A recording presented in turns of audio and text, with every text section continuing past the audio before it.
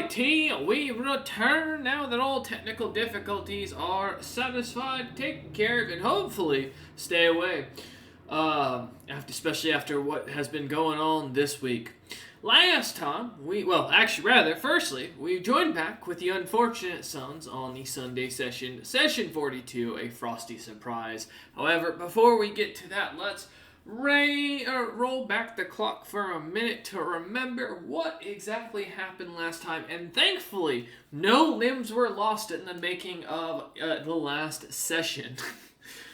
With the party deciding to take quick shelter after realizing that they were surrounded by chunksters, we joined back with them, rushing to one of the houses in the village off to the side as the chunkster dynasty began to plow their way into house and home. Slamming down through the clay tile roof, the chunksters, one by one except for the last, would manage to plow into the party, slamming against them with everything they could, and nearly paralyzing and killing Ned.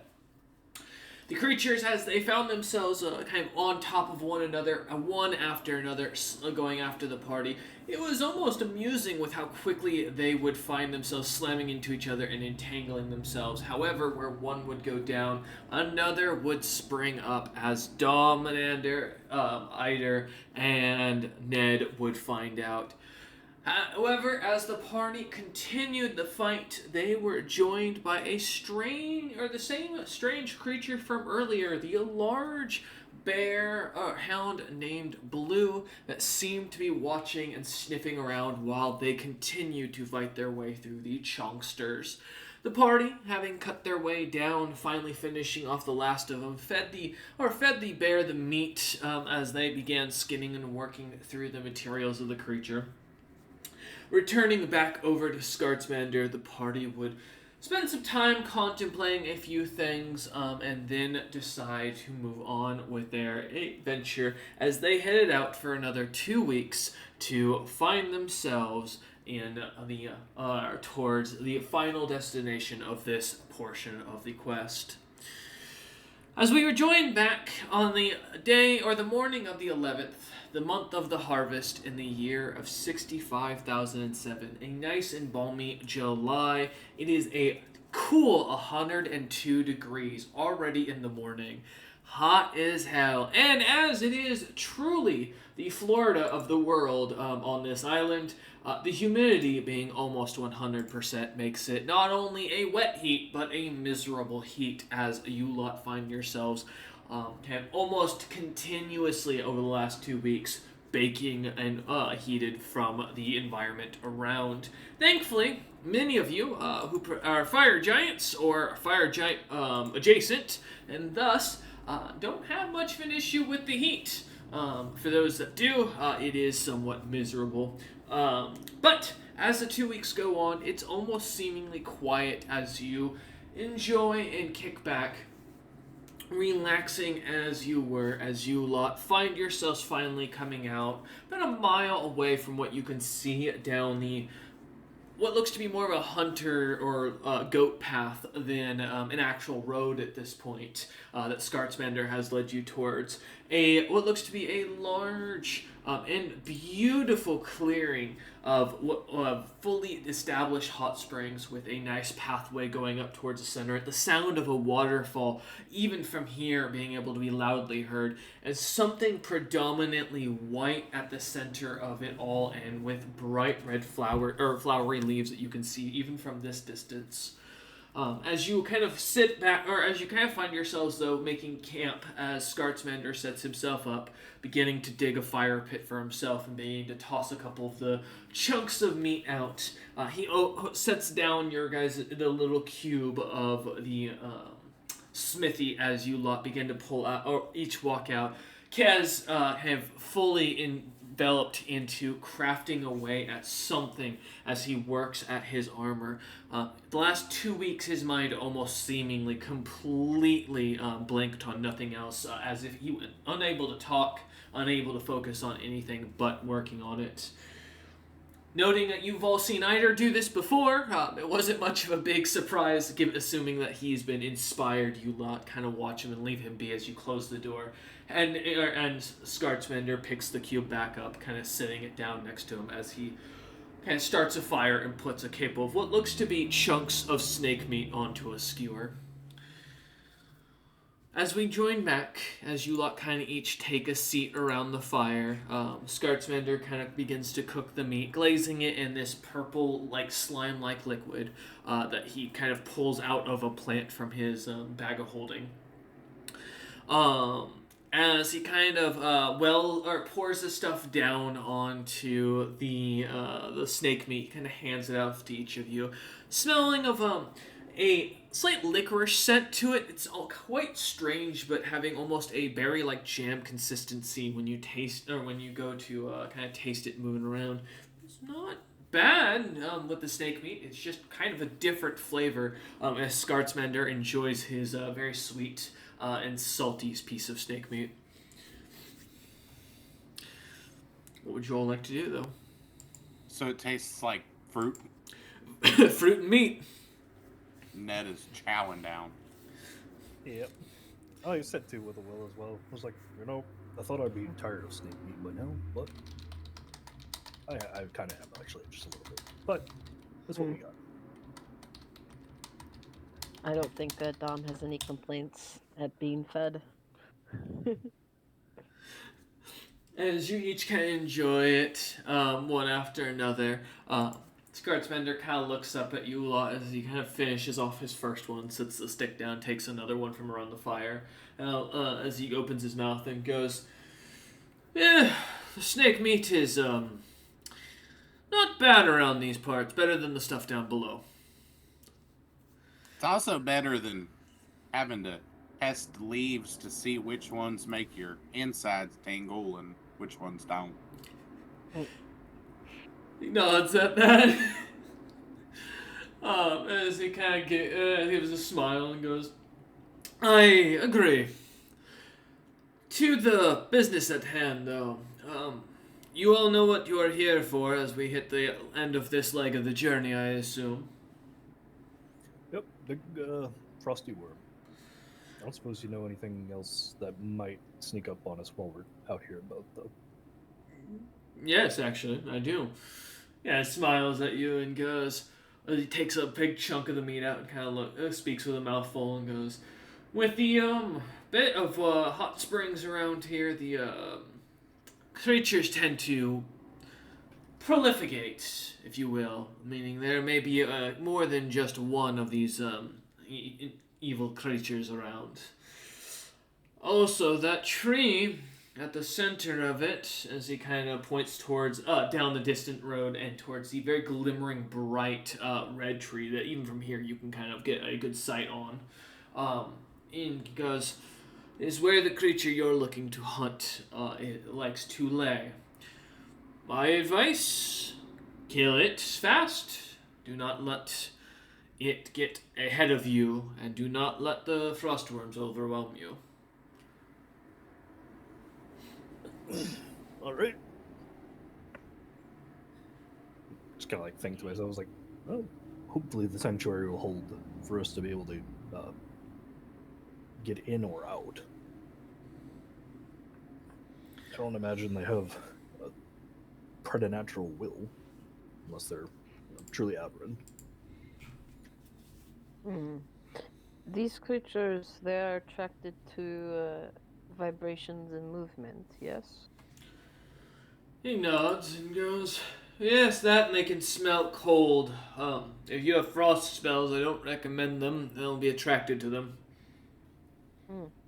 We could perhaps fly to avoid walking on the ground, and we could also use the cold attraction to our advantage to perhaps lure them away if we start getting surrounded.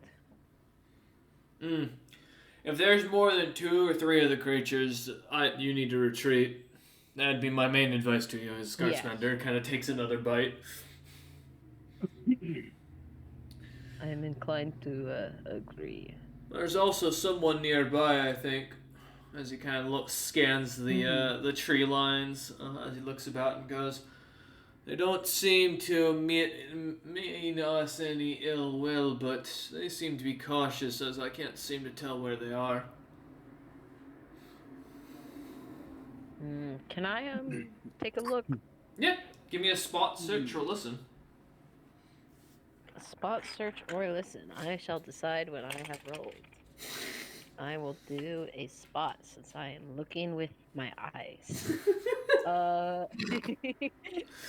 That'll be a 24. 24.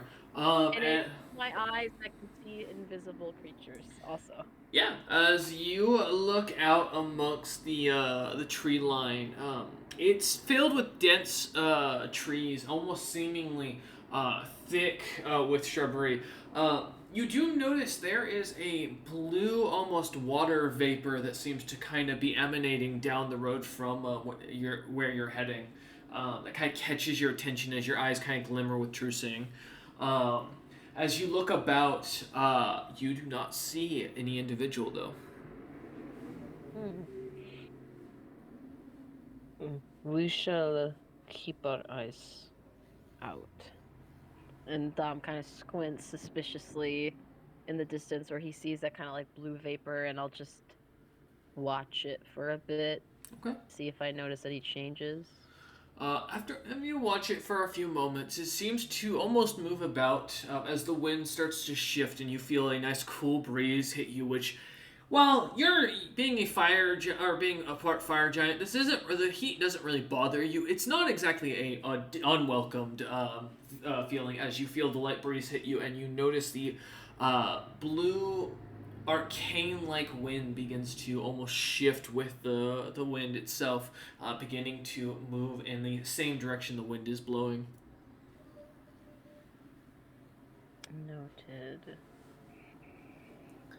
How icy is the terrain that we're looking to go into? Not at all, as from what you can see from here. But give me a spot check, please, or search. I'll take either. Spot it is. All right. So another page quit messing around. Come on. 24. 24. As you look about, it's surprisingly there aren't many signs of any ice. In fact, there's no ice on the ground anywhere. You see a few shrubs here and there that you kind of catch the notice that are a little frosty.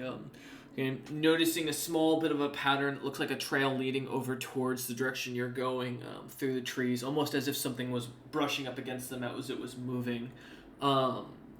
The berries on a couple of the plants, though unedible, as you've learned from watching Kez and his poor stomach, kind of seeing or looking over at them, they are frozen solid as you kind of ping them with a light flick of your gauntlet. And noticing the little bit of ice on top of the shrubbery, looks like there might be that these creatures, whatever this was that left us behind, almost leaves ice beat wherever it goes, but otherwise doesn't seem to show any signs of an icy terrain around the area. Gotcha. It is 120 degrees out, so you're also pretty assumedly that any ice form not magically is probably going to melt. So... Yeah, I wasn't also sure if like the tree just had like a bullshit aura. No. No, I will say, as you check the trees, most of them are, you can tell, seem to be ants, and that doesn't take Ned very long to kind of notice that. It's like almost about 75% of them are, but many of them seem to be sleeping. So. I like them sleeping better than I like them awake. Yeah. And as Ned found out, it takes a lot to wake them, but when you do, they shout quite a lot. I'm the king of the world! Yeah. Exactly. So as you look about, you do watch as the frost on the bushes is already starting to melt slightly. Not enough to where it's it's removing the frost itself, but you can see little driplets of water here and there as you kind of look about or walk about the edges of the camp. Yeah. I just turn to Scarsmander. Say, so the big one that we're hunting. To my knowledge, frostworms don't natively have a venom. But the entire reason we're here is for an anti-venom. He nods. So is the big one, well, kind of a mutant half breed like the Chonksters, and I, motion towards the pile of cooked snake. He kind of looks over it and goes, kind of shakes his head and goes, "Not to my knowledge. None of the creatures seem to be able to use any venom or attacks of the sort. They have some cold glands that make themselves quite numb. It might be that he's planning to use it in a mixture of some sort of alchemy. Who was to say what Lord Zebril truly could manage to create?" Can I roll with my poison craft to maybe try to piece together why he would use like stuff from like a cold, kind Sure. of like frost gland for in like an anti-venom, like Yeah. just with my knowledge of like taxonomy and whatever. Yep, go ahead. Let's see what you got. All right, boys, second roll of the night for me, and that is I just got a new poison craft with the level up, a 21. 21. Noting the numbing agent of the cold, it might have something to do with that, kind of as you think about it. However, as you really start to dig into it, beyond it being a numbing agent, there's no other reason this should be effective against a purple worm's venom. The purple worm's venom should be, well, if anything, toxic, acidic, venomous, not fiery or burning, to your knowledge. In fact, purple worms don't make a fiery venom, so it doesn't really make too much sense to you, Dom. More what you start to realize as you think about it is it's not the venom glands of this creature that Lord Zebril's after. The bones of a frost worm have a natural antitoxin of sorts in them. What are they called? Basically, a way of giving immunity to worm poison. As you kind of note that. Go ahead. Yeah. So I think Dom kind of looks over at Eider as he's like wondering out loud and is like, "We're not after any glands. We're after the bones. The marrow. That contains what Lord Z is after." Admittedly, part of me was also thinking it might have to do with the tree itself. Well, you can be a knowledge nature. I'll give you one of those. That is a 34. As you look onto that tree, as a young man, spending a lot of your time either working in the forge or reading about materials and forges, kids who'd go out fighting, the young nobles who thought themselves to be the next noble monster slayer, you focused on what you were good at, crafting, spell making, things that made sense and that were written. And as you remember reading a book about unique trees, a few here and there, some hard trunks made from dead people back home, great wood, a great arcane wood. You remember something about a tree that was said to be the key to immortality and death. A tree that not many people had a name for, and even in the book it still escapes you what the name for the tree was. But it was said that the sap from these trees could theoretically make you immortal. The same could be for the fruit.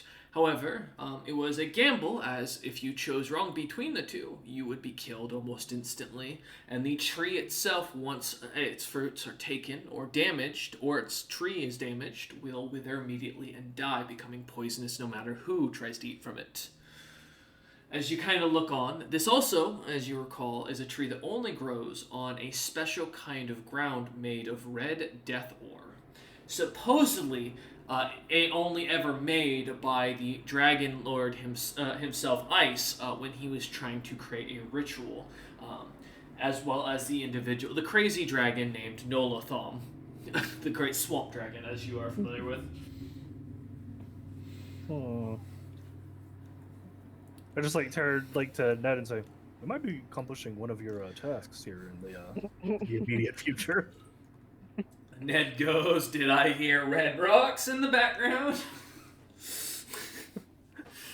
I don't know if that's a good thing, though, to be honest, given what I've read about these things, but... I've come to find usually when you accomplish something, there is also a negative side to it. So, isn't it ever a good thing? I like to think my baby Dragothax is just purely good an upside. He's my one true friend in this world. I think Dom chooses not to comment on the fact that armor is Eider's best friend. What? Look at what you have done to me. Hey, I can't take sole credit. There's a lot of people in this I party remember who when I wanted thought to I was be- gonna have some gooseling best friends, and then somebody turned them into glass. Ned looks over at you with a bit of the side corner of his eye. I remember not having a cursed belt that is slowly making me worse than I already was and is driving me towards a future in which I'll destroy everything I love.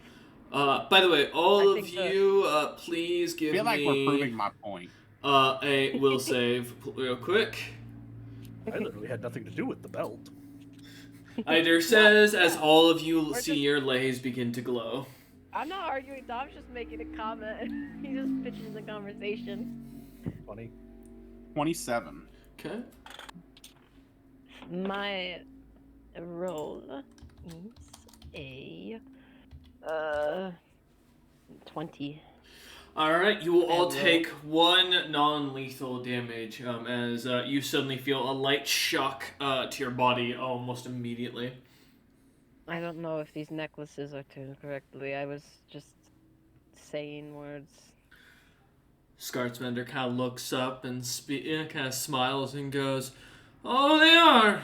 Anytime you lot decide to blame or talk bad about one another, Lord Zebril said that those things would activate. Giving one I another was issues is not one blaming. thing, but one you jest too harsh. Remember, you all are a party." I was not blaming. I was simply. I thought we were all just listing things that have fucked us up on this adventure, and I wanted to be included. Are we not? Is this not trauma dumping? Is this? I thought this was impromptu therapy. I hear that happens sometimes with adventurers. I've been told you gotta be careful where you dump. Correct. You know I want what, to Ned? encourage you to keep that in mind. That is, you are right, Ned. Very careful where one dumps. Oh God! As you look, kind of joke about this, Scartsmender just seems to enjoy the snake meat, laughing as he or kind of giggling along as he listens to this, and goes, "So you lot, what's your plan? You don't have the cleric with you, and you've got a creature that's probably a bit of a problem for you." How long is it a trek to get there? 10 minutes if you're slow. 20 minutes if you're really slow. What about if I'm really, really slow? Well, young Ned, we already knew that was the case. Oh, what? No, I was just talking about walking in slow motion. What the hell? Kind of looks at you, kind of as the flashback of watching you shit in a tavern on the floor kind of comes back to mind.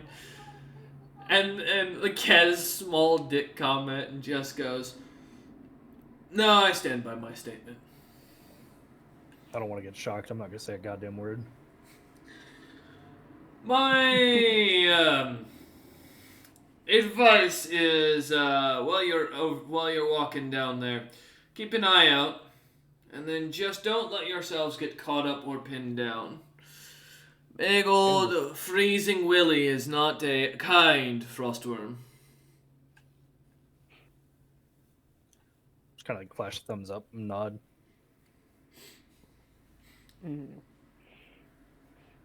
Oh, speaking of strange random. So these things don't blow up whenever they die. He nods. Have they evolved anything with their breath? Because normally it takes them a real fucking long to recharge it. He nods and goes, "Well, Freezing Willy is quite capable to use his breath as often as he wants.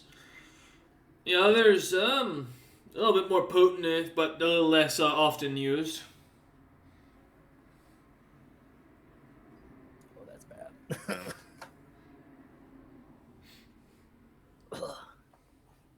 Got it. So, try and kill Willie as fast and as hard as possible. Mm. And don't lose your target Willy. pants. So they go for the I look nads. at Ned. Scotsmander nods and goes, I don't know what it is, but we had a young adventurer run up there, going off to take a piss in the forest, and apparently pissed on the wrong creature. Ever since, that damn frostworm has had a problem with anybody who's been pantsless. So I take this frostworm is evil. He shakes his head and goes, wouldn't know. Never asked. Sounds like evil to me. If you got pissed on and told it was raining, would you be happy about it? But then starting to eat every penis in sight? Oh no, he doesn't just stop there. He devours people wholly. Just starts there, usually. I'll just shake What my head. happens to and say, the legs? What abject cruelty. It depends. Sometimes he goes right through the hips. Sometimes he takes the legs. Sometimes he takes the whole body in a single gulp. Some once bend a man's legs all the way back to his head and basically bend the body in half. It's quite a show once. Is he I assume he's bigger than me, but how much bigger than me would you say he is? Oh, he's gargantuan by a long shot. Okay, so I could also be swallowed whole. Nods and goes, he's got a mate, little lass. She's normal sized, a little more timid though. He keeps most of the other frostworms away, so I'd assume you probably won't be hit by more than the two of them and whatever the creature is that lives at the center of that damn tree.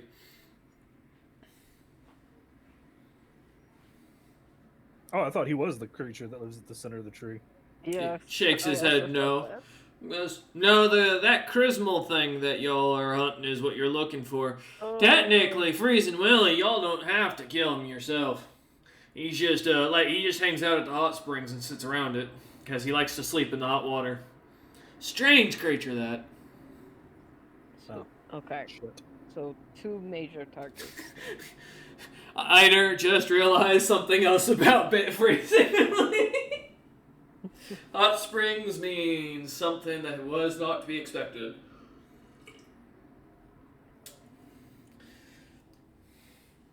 The springs are very attractive. Dom, what's your intelligence? What's my intelligence? Mhm. I gave Dom's character intelligence is a 13. Dom, as you hear this, it's called a frostworm. Cold creature, hot springs. Mm-hmm. What does that tell you? What does that kind of click in your head? Suddenly, it probably doesn't have a vulnerability to. Fire. Yep. Yeah. And as you kind of creatures click on it, this island thus far, including the plant creatures, I'm safely assuming that it is probably good against the heat. but as as Scartsmander looks up at you, that is a good question. As Scartsmander looks up at you and goes, I will say, one good thing is the waters are said to be very rejuvenating. A few of the men like to try and sneak in when the creatures are sleeping. It's been possible a few times. I recommend if you get a chance taking a dip, you'll really appreciate the effects. It's quite warming and relaxing as he kind of pops his shoulder as he goes to kind of move it about. I'm sorry, my Does it- armor should let me get in if I really wanted to, but I can't take y'all with me. Does the springs have healing properties, or simply it is very relaxing? Healing, so to speak. My muscles always feel better afterwards. Kind of takes a bite out of his third chunk of snake meat. I'm just I thinking. had out a of really good character. time the time I went in the village. And he nods. He looks over at Ned. Ned says that and goes, well, then you'll be perfect for the water.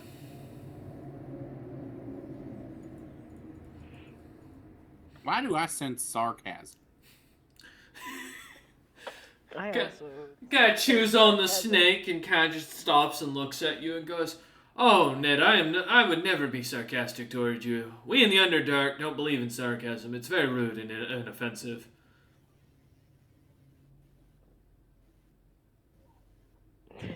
You're not gonna sense motive that one, Dom? I was about to ask, does my natural sense motive detect if that's sarcasm? Because I feel like there's just an obvious aura. Go ahead and roll it, Dom, if you'd like. I need to like get a feat that just lets me have a passive sense motive. Oh God. It's called paying attention. Dom's always. It's called having an anxiety disorder. Dom also gets that. My favorite treat. My sense motive, that would be 23. 23. Alright. As you kind of sense that this is clearly sarcasm, Yeah. you kind of can't help but notice as he looks over at Ned with like a straight face.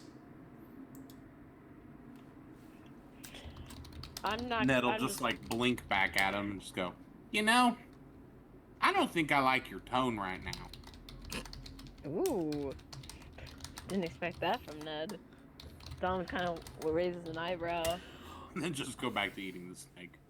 Scarletman kind of looks at you and goes, "No? Oh, well, I apologize. My tone is lost on the surfacers. Our culture is very different down below. But don't let that stop you from charging in and dealing with the beasts." Yeah, we're going. As he takes the chunk of snake meat from in front of Ned and kind of pulls it over to his side.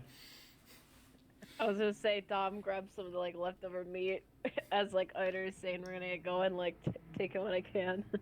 And as he pulls it away from me, can I just like pull the meat off the stick and run out? Bite it with your Give me teeth and rip it like a dog. Rip it off as he pulls it away. Ned, My give party me are fucking raccoons. What the hell? Ned, give me a reflex check. Yes, they are. They are indeed You're with- raccoons. A druid who lived in the wilderness and a man who was once emancipated and in the wilderness. Like, me and Ned don't mess with food. We have 700 pounds of steak meat. And I'm sure Scartsmander gets all he can eat down the 6. Lord Seas. 6.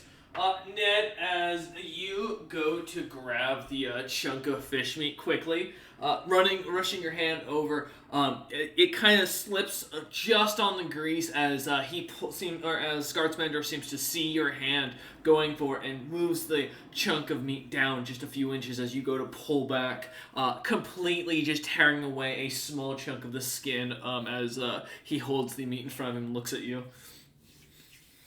And then I go rushing out of the tent like a raccoon with food in its hand. He scamper off on all fours. As Dom No, takes 2-foot walk. 2 foot, okay. As Dom takes their fish with their snake with them and kind of follows out after Ned, Scartsmander just looks over at Eider and just shakes his head. I just like give him a commensurate dad noise and just exit the tent. All right. As you head outside the tent, seeing Ned kind of chewing on his chunk of snake meat. Oh, there you go. The three of you kind of standing out and about. It's hot. It is hot as hell and humid. As you can see the lines, you can hear the sounds of a cicada somewhere making noise, as well as the continuous sound of some random cowboy in the distance playing that weird whistle sound as a tumbleweed flies by. Upon like feeling the immense heat, Ned will just immediately look at Eider to see how he's doing. Oh, I'm fine.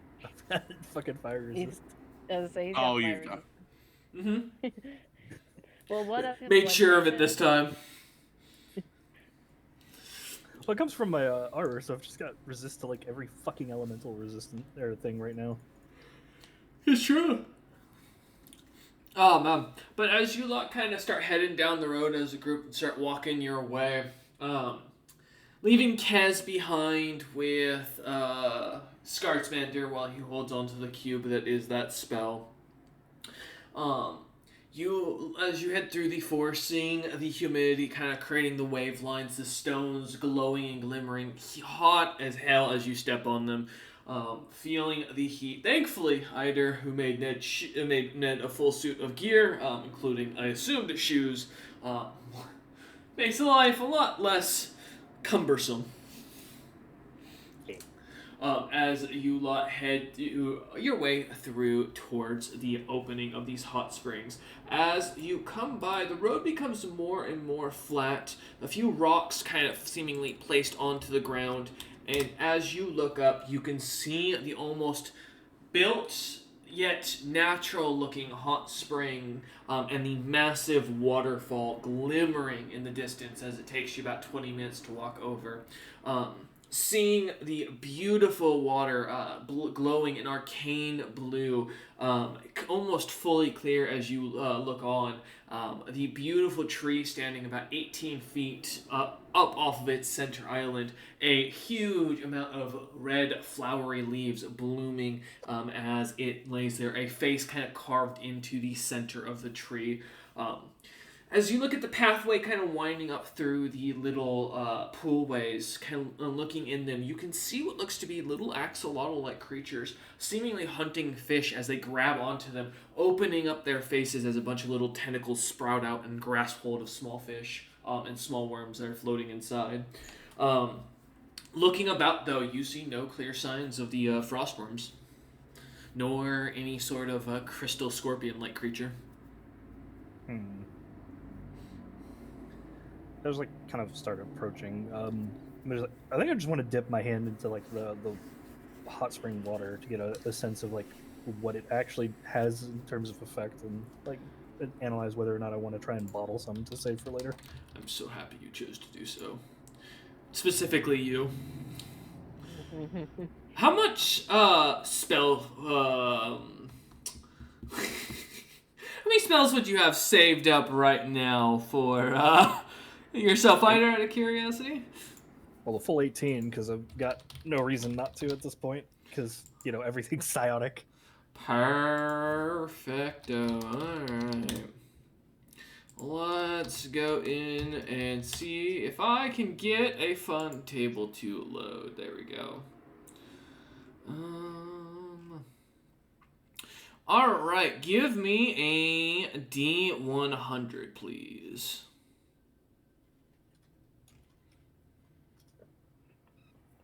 95. Wow.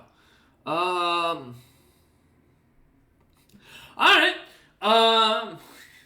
What is you said 18, and that would put you as an effective what? What cast level would that put you at this point, out of curiosity?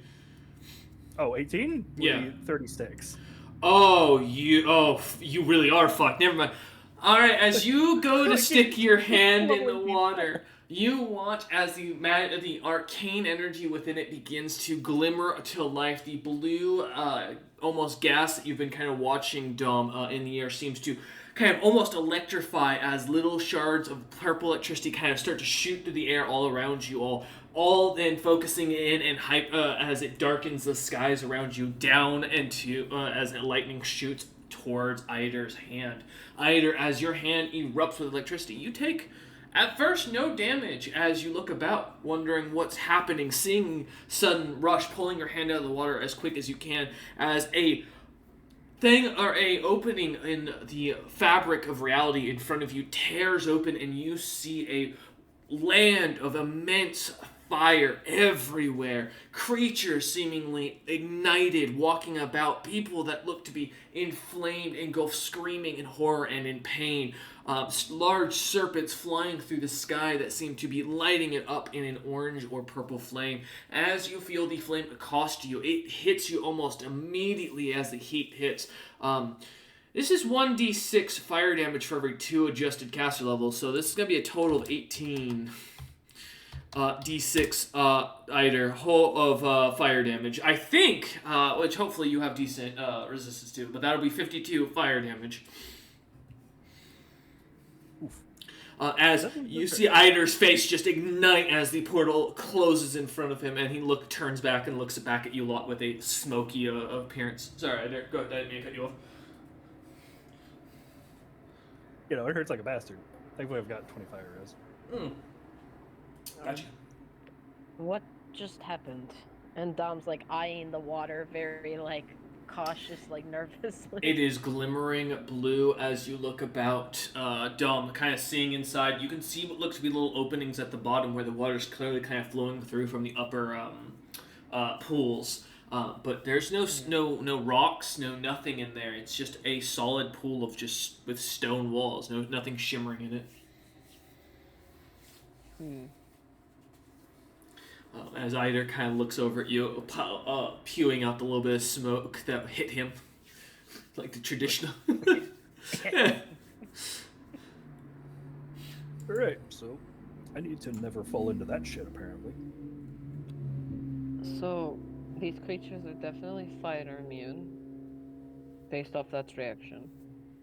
Oh, it interacted with like my inherent magic. I don't think if any of you touch the water, it'd probably do that.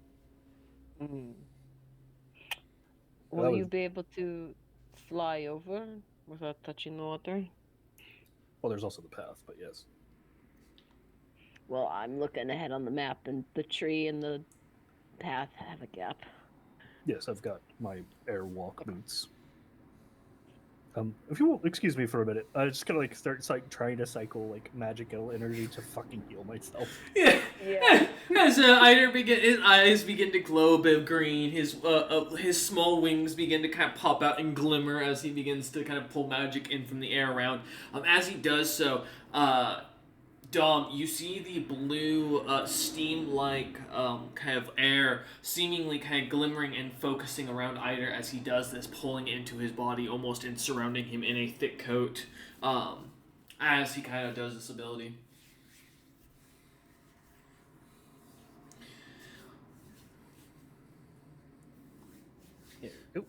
And while Eider heals real quick, Ned, is there anything you're going to be doing while you watch all this happen?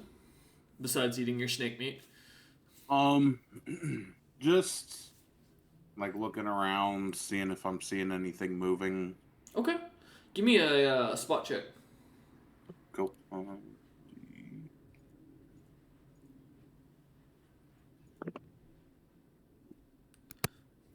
See what Ned can do today.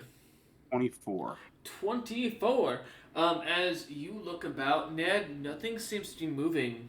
Though there's something about that waterfall that kind of catches your eye. Something that seems to be off. You're not sure if it's the rushing water, so it's kind of hard to tell, but you're pretty sure the shadows are moving, seemingly around and behind it. Looks like there's something either behind or around the waterfall over there.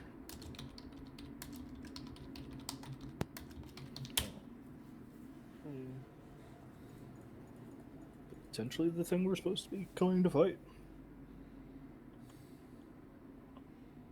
No hard to say. Do you know how big the thing behind that is, Ned? Ned, from your guesstimation, I mean, it was massive. I mean, it was big enough to be either side of the water, or to fit to either side of the waterfall, which you'd guess to be at least 30, maybe 40 feet wide. Oh, it's Way bigger than you. that might be where we leave rest.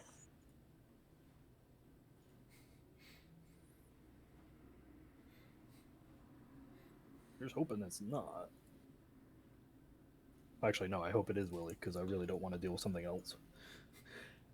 As you kind of feel the ground around you beginning to slightly shake, as something seems to kind of begin to approach from the forest, the same path direction that you lot just came up from.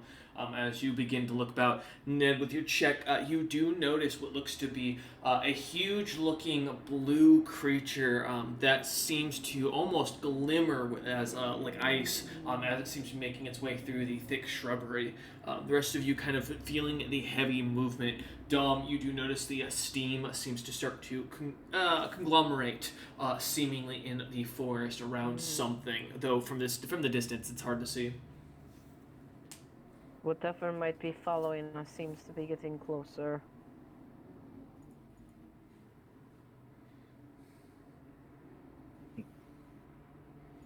Well, I'm inclined to either look. We need to like either shit or get off the pot here.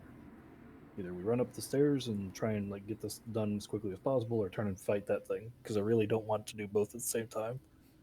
I really don't want to fight on the steps of this thing because if I get pushed into a pool, then uh, I don't know. This thing seems to react almost like a lyrium pool. I don't like the idea of being pushed into liquid lyrium. Me neither. You'd probably be fine if you got pushed in. I might Well- tear another hole in reality. I might just explode, to be honest. Given the graphs I have on me in the recent incident with the souls, I'm not so sure I am completely safe. This isn't a competition. I mean, I think you're the most fucked, undoubtedly out of character. Okay, are we... I mean, out of character, are we running along the path, or are we trying to, like, just fly all the way over? Because Dom has 100 feet of flying. I don't know about Ned and you, though. Yeah, but Ned has 0 feet of flying. There's that. Also, the downside of my the way that I fly is like I have to actually land, so I can't just zip zip zip zip. And I don't want to like be forced to land and then like have like an awkward situation where I really need to not be on the ground. So I think we just stand, wait for the encounter, fight it off potentially, and not be in like weird no man's land of potential drowning and or magical explosions. That's fair.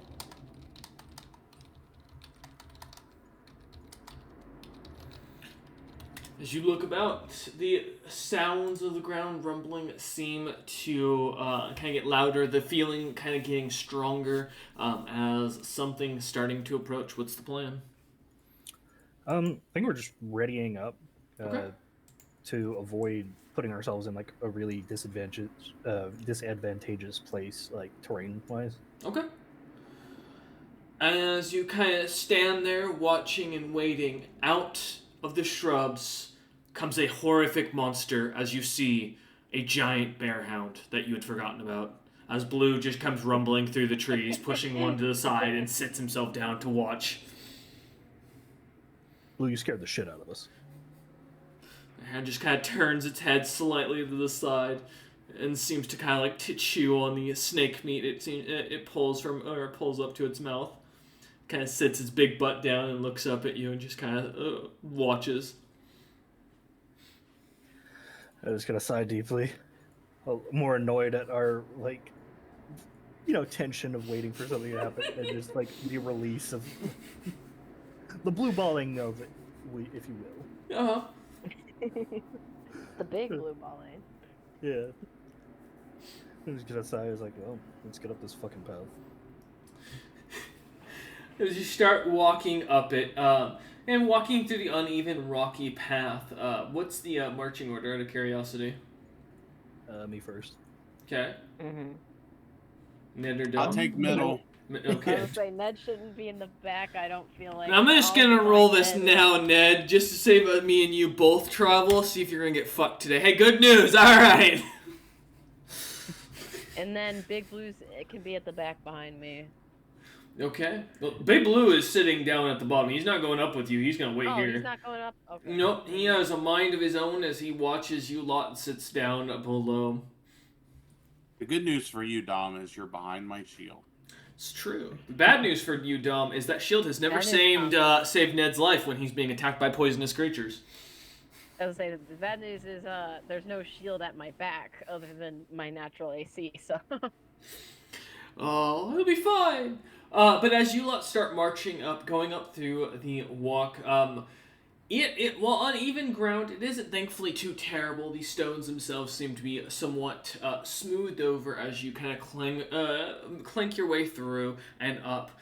Blue kind of watching as he sits there, staring at you lot, kind of moving through the walkway.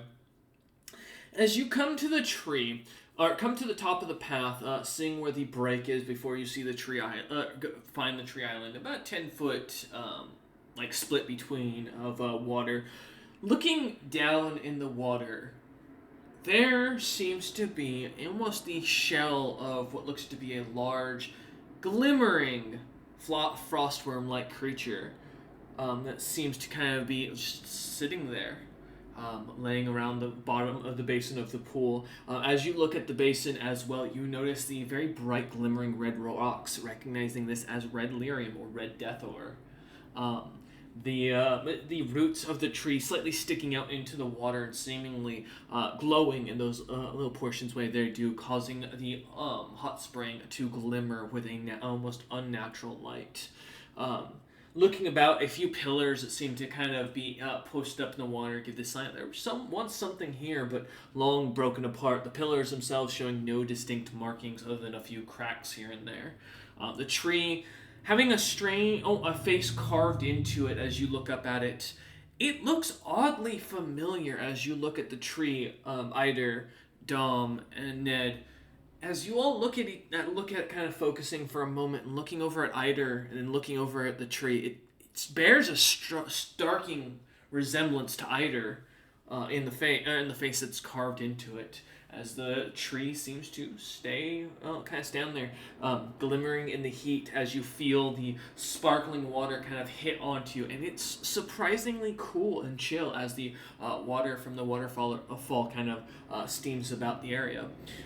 Looking down the pathway, you do see as Blue, sitting kind of there, looks up at you, kind of waving as another frostworm seems to come up behind him, standing there, not doing anything as it watches you lot, seemingly out of almost pure curiosity and interest as it stands, waiting.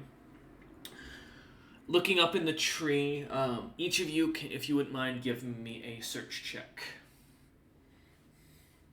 And it's your time to shine.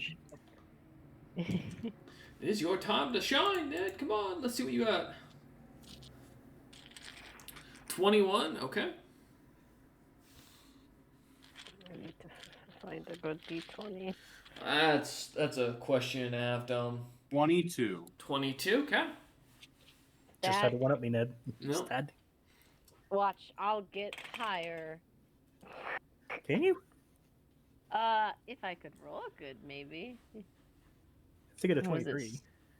Yeah, I could get higher than 23. Oh, okay. Search is 12. Yeah, Well, don't doubt me.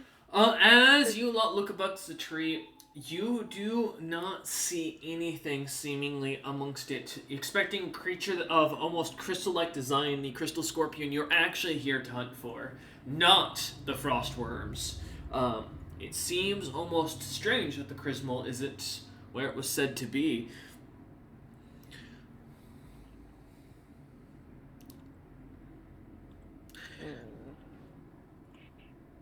Wasn't there a mention about these things burrowing?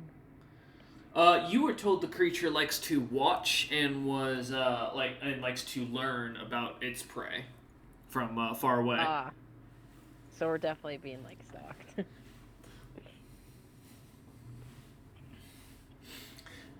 Ned, Either, do we have a way to lure it out?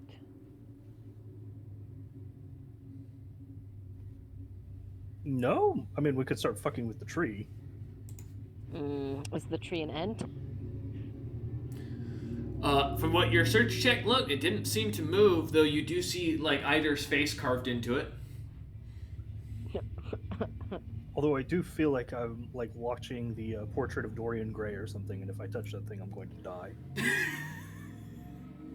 Yeah. I just thought maybe there was something you weren't telling us, and you were part tree. Part tree.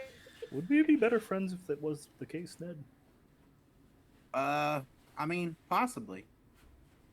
I personally have had enough of trees this adventure. I'm not a fan of plant monsters anymore. Yeah. So, someone either really likes you or really dislikes you and has decided to imprint your visage onto this tree. Any thoughts on who? I have a couple. Morns. Yes. At least they got your good side, Eider. Could also not be necessarily me and potentially a relative. Would your family have been here? As you say that out loud, Eider, you see as a snowbeard kind of comes walking out from behind the tree, in a surprisingly well-dressed attire. His beautiful merchant kind of glimmering green and blue coloration, some gold interlaced with some silver to kind of give the lining, a cloak that seems to be magnificent, a monocle in his eye that seems to glimmer with a gemstone at the center instead of a piece of glass. As he walks kind of over a long cane with what looks to be a little eagle designed out of gold at the end of it as he walks over, smiling at you. Two little cat ears kind of sticking out of his head as he kind of stands there and goes, "Oh, you must be the young Eider. I've been waiting for you." I just say like the cat ears and just like begin posting up. Yeah, I see. So you kind of getting your shield out, getting your axe out as you get into like a fighting position. Dom getting their hands ready, Ned getting the stick at the ready. Kind of the Snowbeard pulls out a cigar from his coat or from his cloak and kind of clips it. Kind of snaps his finger as he lights it with a little fire. Takes a couple puffs, kind of looks over at you and then goes, "Why so hostile? If I wanted you dead, we wouldn't have this discussion." I don't trust anything you have to say. "Oh, don't worry. I'm not here to cause you any problems. I'm just here as a friend. One Jakix, two a Spellforge." As he gives a smile, taking another long draw on the cigar. "I mean, I could kill you all right now if you'd rather. At a glimpse, a drop of the hat. Would it be more fun?" I feel based off of your last message to Kez, if you could, you would. Message? If you're gonna kill me, can I have some clean pants to die in? Kind of eye looks you up and down with a look of disgust and goes, "Man, have some pride in your appearance." He snaps his fingers, casting a prestidigitation that makes Ned's gear all clean and as if brand new, freshly crafted. As he looks at you and goes, "Jesus, you lot are disgusting individuals. I truly can't believe. Anyways, I did not send you a message to my understanding, but you do remind me a lot of your cousin. Met him once while enjoying a nice meeting with another compatriot of mine in a dark burrow underground. Very unique individual, quite smart if you ask me, and I'm hoping you, young Eider, will be the same." Are you schizophrenic? No. He looks at you with a twist of the head, and kind of looks at you with a little bit of confusion in his eye.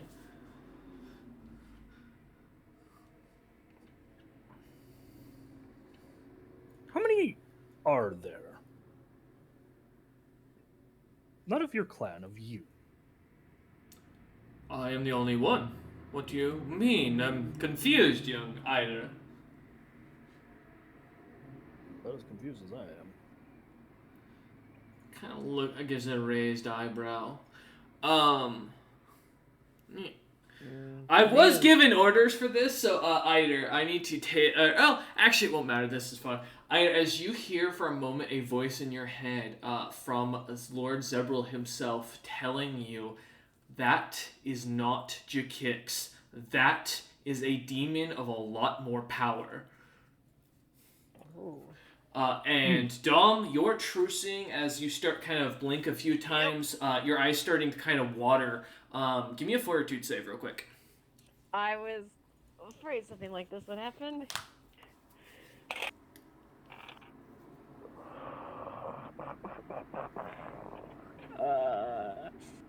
I assume this is an enchantment, right?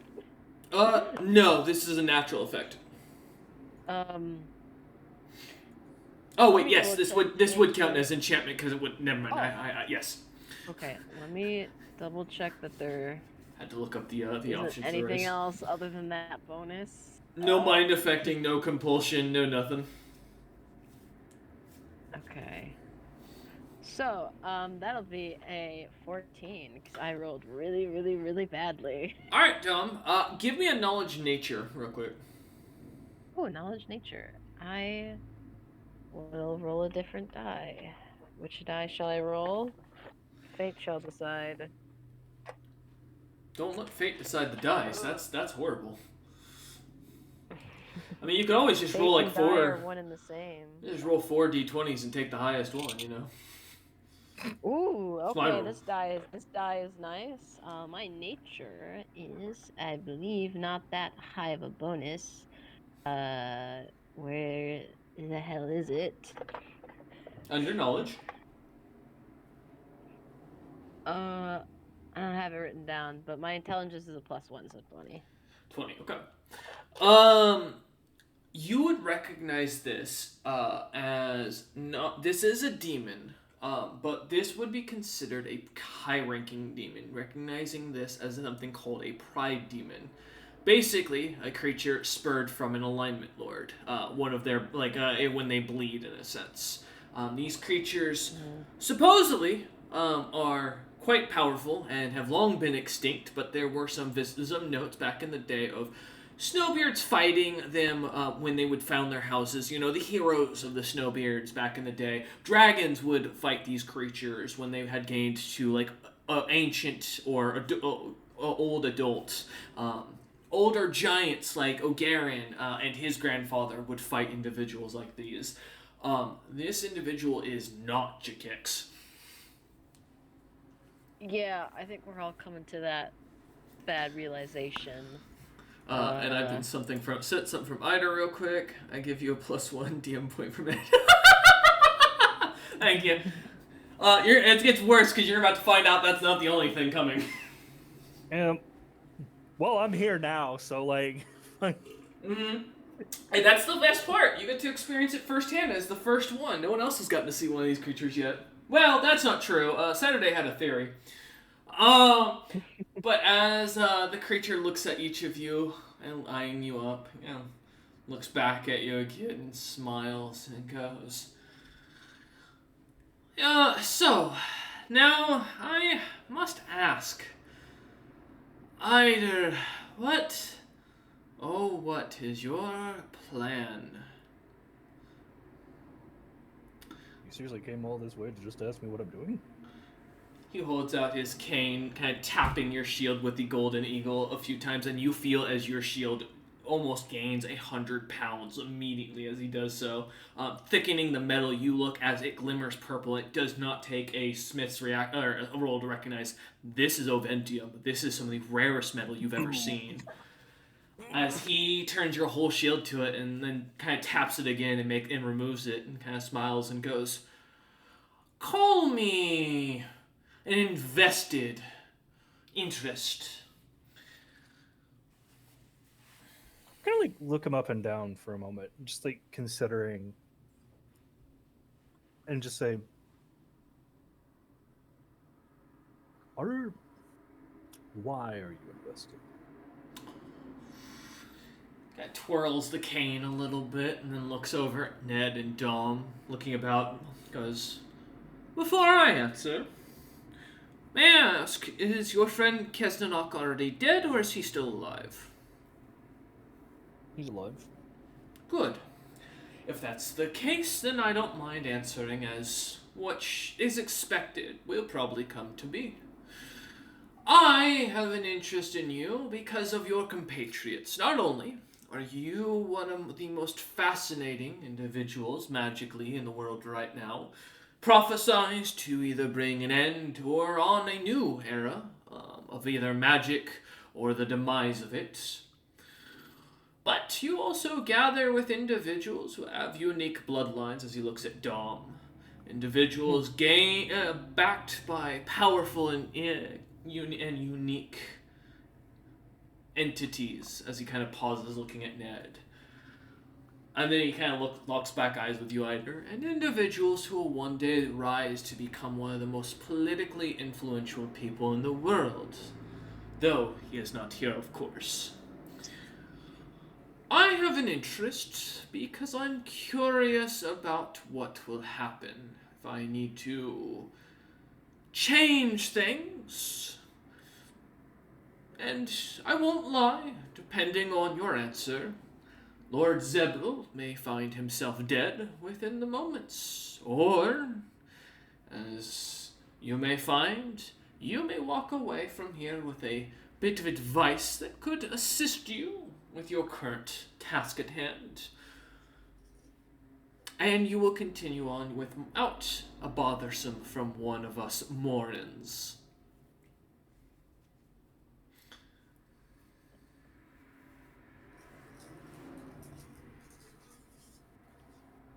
As he looks at you and waits to see what your response is.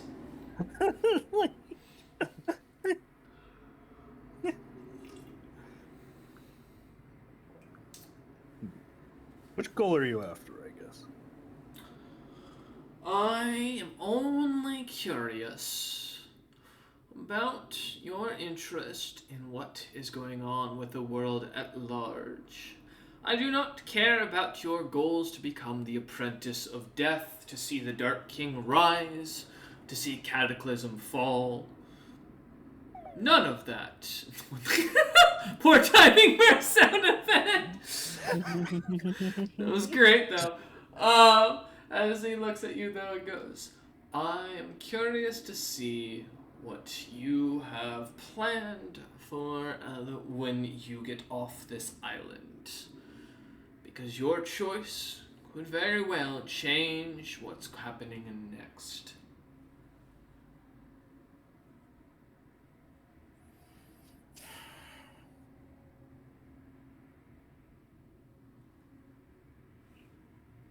There's like Eider like wrestle like internally, like not wanting to say anything, but realizing back's just kind of against the wall. I don't really get a whole lot of say here. And just kind of begrudgingly speaks up and says, "We aim to seek Cyranor's lands."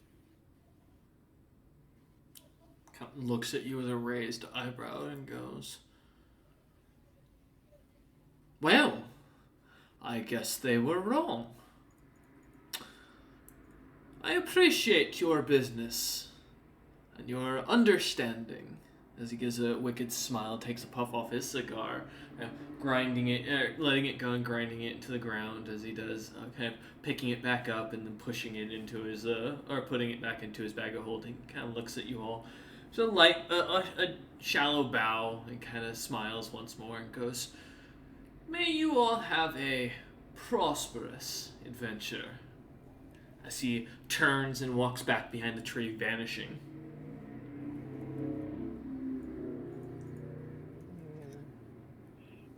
This is not good. No. 2 visits from 2 Morans in, I think, as many weeks is not ever ideal. They know where we're going now. Some would even say unfortunate. Ned, I swear to God, now is not the time. Ned turns and looks at the non-existent camera and smiles, breaking the fourth wall. As like the old Looney Tunes, was it Porky the Pig? Kind of like outro goes as the little thing starts doing a little jig, and it just says "Unfortunate Sons" down below. That's all, folks. Well, he didn't taunt us after the fact, so either it's decent, neutral, or good for it. Who fucking knows? Just wait to hear if Lord Zebril has been killed in the background. Hopefully not. As you feel nothing kind of come of it. However, you do feel almost a strange bit of magic begin to flow into you once more, as if something was cut from the connection. Feeling the return of Zebril back in your head, seemingly you can once again hear his voice as you hear the words go, I could not see what happened after the creature started speaking. What did you do? What did you tell it? What did it ask you? It asked me what our plans were, where we were going after we left your island. And you told it falsehoods, correct? Told it the original truth, but it can change. Should change. You hear kind of a light pause, and then a voice continuing goes, I have much to contemplate. I will return when my business is done. As you feel the connection kind of loosen.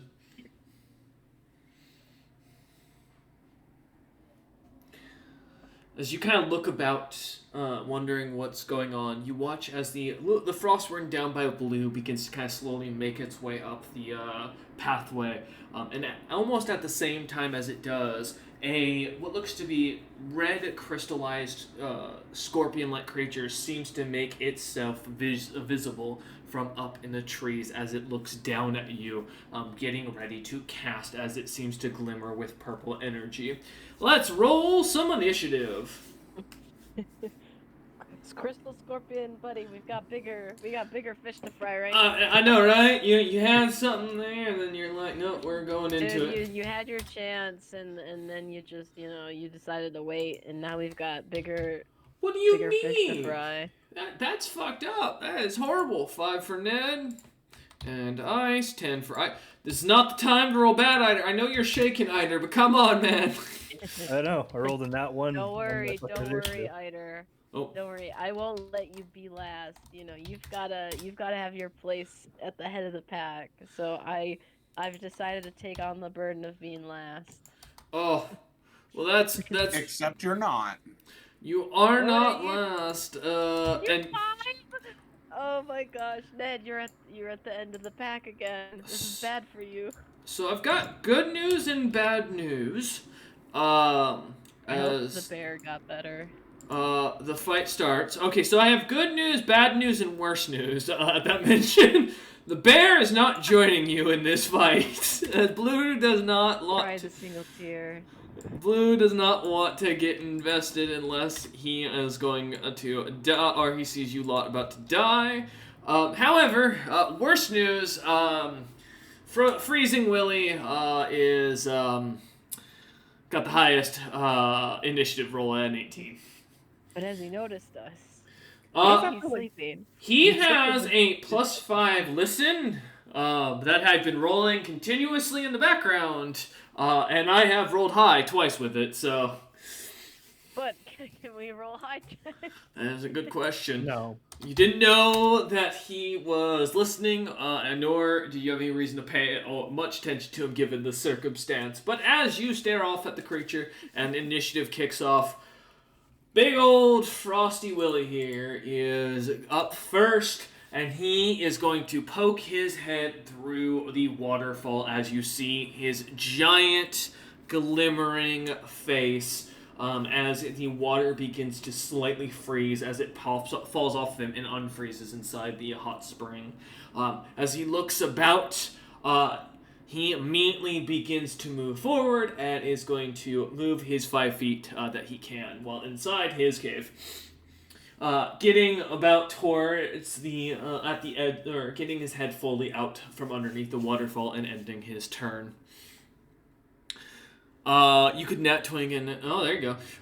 The Crismo is up next, naturally, and you know how this is gonna go, Eider. The creature, seeing that you were the one doing the most talking, however, it rolling on its interests, is going to focus its attack towards you, and is going to immediately do a mind thrust. I need a will save. I got one of those. 30. Holy crap. Can you go... How? What? Damn. Well, the DC was 19, so shockingly, let me see. Yeah, as you feel something kind of percolate over your mind, a slight thrusting headache kind of coming over you, nothing seems to happen. Hey, you know what? Give me another will save, because this creature is not moving from this branch. 18. 18. Yes. All right, that does fail. Unfortunately, I can't put more PowerPoints in it because of how this creature works. So you take base damage. You take 4 points of psychic damage. I think it's technically what it's supposed to be the damage type. It doesn't give a damage type, but yeah. Yeah. It should I'll assume all is just psychic and call it even. As you feel the headache begin to almost hit you, it's almost as if someone just shoved a spear thrusting through your head as your head begins to pound. The creature seemingly staying up on its tall tree as it watches you down below. As it ends its turn, Eider, you are up. With a frostworm about 40 feet down the walkway, climbing up the walkway and over the pools of water without concern. About 60 feet across the water pool that you're standing next to stands Big Frost Willy poking his head out of the waterfall, though seemingly he has not seemed to notice you lot exactly where you are yet. And then as you look up in the tall, about 18 feet off the ground in one of the branches, the Chrismal standing in the tree. What would you like to do? Alright, sorry, I was just rolling my knowledge devotions real fast. Based on what I got off of Charismals, they're not fully magic immune. They're just like heavily resistant to like most kinds of magic, right? Give me either a survival or a knowledge nature. Survival will give you a practicality of this creature. Knowledge nature will give you a book learning of the creatures in general. Gotcha. I'll go for survival then, because I want to know about this fucker. Okay. 20 flat. This one looks to be, from what you can tell, seeing the very thickness to its crystals, and the fact that it seems unbothered by both the heat and by being around these frostworms. Doesn't take much to put together. This creature's probably not only fire but cold immune, and probably has at least some decent electricity resistance. Beyond that, you'd be shocked if it had much else. But with the crystals and how thick they are, you're pretty sure magic is going to do more against this thing than actual smacking it. All right. Well, and does it seem like it's particularly mobile? Like, can it get out of that tree and like? Quite. It looks like this scorpion is, being as small as it is, it looks like it's fully designed to be like an ambush predator. It's going to hit and run. If you had to guess by the looks of this thing, it's waiting for the frostworms to come and do most of its work for it. Gotcha. And how far up is it in the tree? 18 feet. Okay. It's like directly above me.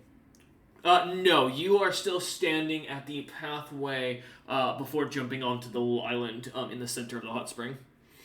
So, and it's in the tree up above. So it's a little bit at an angle, but not by much. Okay. God damn it. Can't ignore that part. Yeah, I'll just kind of unload on the frostworm, hopefully. All right, the one coming up the stairs. Oh no, the Chrismal. Okay. Chrismal. All right. Let's see what you got. Come on, baby. So 22 hit its touch AC. 22 does not hit its touch AC. Fucking what? The creature jumps out of the way fast, avoiding your attack. Noticing this, you get the sense this creature probably is once caught on the flat-footed, probably has no AC whatsoever. But since this creature knows where the attack's coming from and can see it, you assume that this thing's a lot faster than it looks. Gotcha. All right. Well, I have a different tact in mind. All right. I put like gesture and like a little cloud of acid appears like right underneath the thing. Mm-hmm. And he can make me a reflex save. Ah, I can do that too. Damn, I rolled like crap. 18. Fails. Oh, no. Whoo! 44 acid damage, and can you make a bull rush check?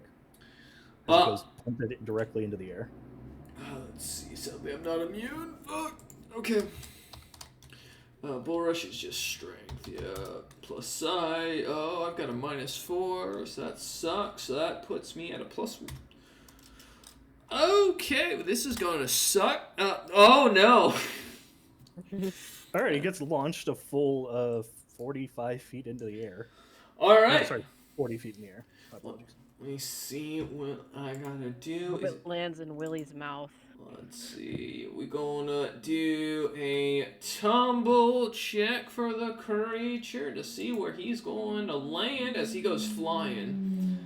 I was going directly up from like the way that I've pushed him because I put like centered the cloud like directly under him. Uh-huh. So hopefully he just like falls back into the cloud and then has to fucking make the save again for entering the cloud on his turn, Are you gonna bounce this thing like a trampoline?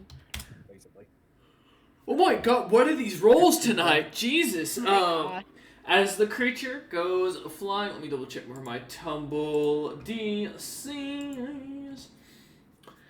Yeah, as the creature goes flying into the air, kind of in surprise as it does, coming back down as it lands, barely managing to catch one of the branches before falling back into the acidic-like cloud. The creature, seemingly shocked as it kind of wipes its scale, or its crystal chitin, kind of trying to get the musky acid off of it.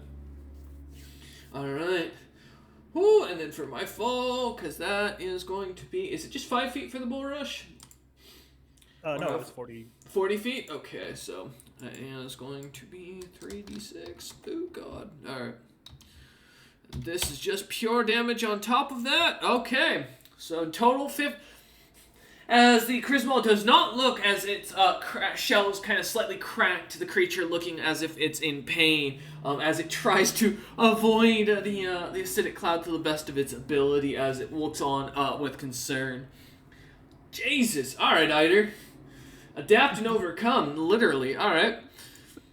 I swear to God, I have been in no mood after that conversation and having disappointed Lord Z. Right? It's time for some payback, as you, I assume, end your turn with that. Yep. All It's right. finally their turn to administer pain. Yes, the huge frost worm coming up from below is going to move the full 30 feet forward, getting within 10 feet of you all. And Dom, it's good you're at the back, as you're gonna take the brunt of this. And since you're so big, Dom, you actually technically will block Ned and Eider from taking any damage. So, Dom, give me a. If you fail this, Dom, you will manage to take or all the damage for Ned. So let's hope. As the frost worm comes climbing up from below, up over the little outcroppings of water, the hot springs themselves. Okay, it's not Willie, it's a different No, one. it's the other one, the normal sized one. I was confused because I was like, me being in the back puts me the farthest from Willie. No. If Willie was coming through, he's first in initiative. That'd be a lot more panic here. As the frost worm's coming up. I thought maybe he had a legendary or layer action. He was like rolling up. Right. He is omnipotent. As the New frost favorite worm sign, is going to open its mouth and begin to unleash its breath weapon. Go ahead, Gnome. You said reflex, right? Correct. So that will be a 28. Okay, 28. All right, you will succeed. So Ned, I will need a reflex save. As Dom's going to jump out of the way. Can I tackle Ned with me? Nope. Get down, Mr. President. If Ned fails, then Eider doesn't have to make the save. But if Ned succeeds, then Eider's going to also have to either choose. 16. Ned, you do fail. So thankfully, you will take the brunt of this full damage. Well, thankfully for Eider. All right. Different. So Dom, you'll take half. Ned, you'll take full. That is 24 points of cold damage from this creature. As it lets out its breath, don't forget your cold resistances for those who have it. Because you did all get that armor for a reason. I decided to take it off and toss it aside before the battle. Yeah, no, Dom's got Find the evasion, armor. hopefully. No worries, take your time. Yes, I do have evasion. You subtract first before you apply any vulnerability. Mm-hmm. And let's see how many rounds before I get that back. 3. Yeah, these seriously are evolved. Usually Yeah, Frost but would I mean, be it's an hour. it is half damage, to be fair. It's not the full An 15. hour. Damn. Oh yeah, never They're- mind. I didn't know. Okay, no, I Yeah, it know. was only 8d6. Yeah, these creatures have less, because they don't, as you are going to realize, they don't seem to need as much cold damage here. Yeah. But alright, as the frostworm kind of uses its breath, breathing out as it does, the creature seems to kind of look about as it waits for you all to see if you respond at all, watching as Ned takes most of the frost onto his back as he's looking over at where Eider is attacking the Chrismal. Dom jumping out of the way quickly as the breath comes through, only catching it at their foot as they feel the cold frostiness kind of try to crack into their leggings. Or their, not leggings, what's the term? Leather pants, there we go, that's the term I'm looking for. As the creature kind of ends its turn after breathing the cold, frosty breath, its breath its breathing seemingly a little bit more haggard and heavy as frost kind of still comes out of it almost in a cold like steam as it ends its turn. So I take the 20 and then I do the vulnerability. Wait, you have vulnerability? Oh, Yes. So if yes, vulnerability to cold. Okay, I didn't remember if you were full fire giant or not, because half your party is just half breeds. Yes, you will take, if you have a 20, you'll take the 20 off, and then you'll take the 4 as if it's vulnerable, which is 6 damage, because you'll take half of it, I believe it is, or hit plus half. Yeah, it's time half. Sweet. Because 5th edition is the one who decided to do 2.5, just to kill wizards, because they hate wizards and sorcerers and bards. So the ones at the coast specifically. yes. But as the creature ends its turn, Dom, you are up with only 10 feet between you and the huge frostworm behind you, or kind of down further coming from the bottom of the hot springs. The Chrismal about 18 feet up in the tree, which technically I think you're taller than the tree. So,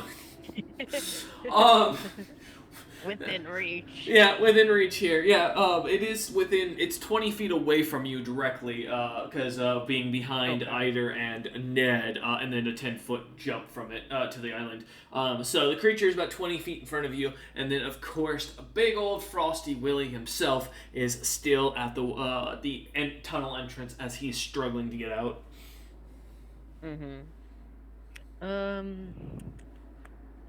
So Chrismal I'd have to move to get to, Willie I'd have to move to get to. So the only thing within my reach currently is the Frostworm. Joyous occasion. Do I want to... Well... The Chrismal is made out of crystal, correct? I don't have any reason to believe it'd be able to bleed. Because it is a construct. So. Yes. Well, no. From what you can tell, the Chrismal, it looks like it's more of an elemental. It is not a construct. Okay. Constructs are a very rare and ancient kind of creature that are almost impossible to find amongst the world.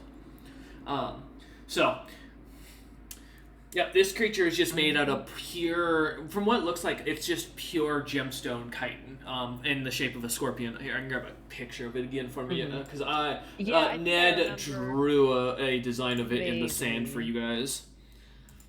I was just wondering if Splinter Shard would do anything with that bleed damage if this thing is, not... Give me a roll for survival if you, real quick. Yeah. We'll settle it and make it real easy. Oh my gosh. This die. That is a 25. 25. As you look over at the creature, you're almost 100% sure it does not bleed.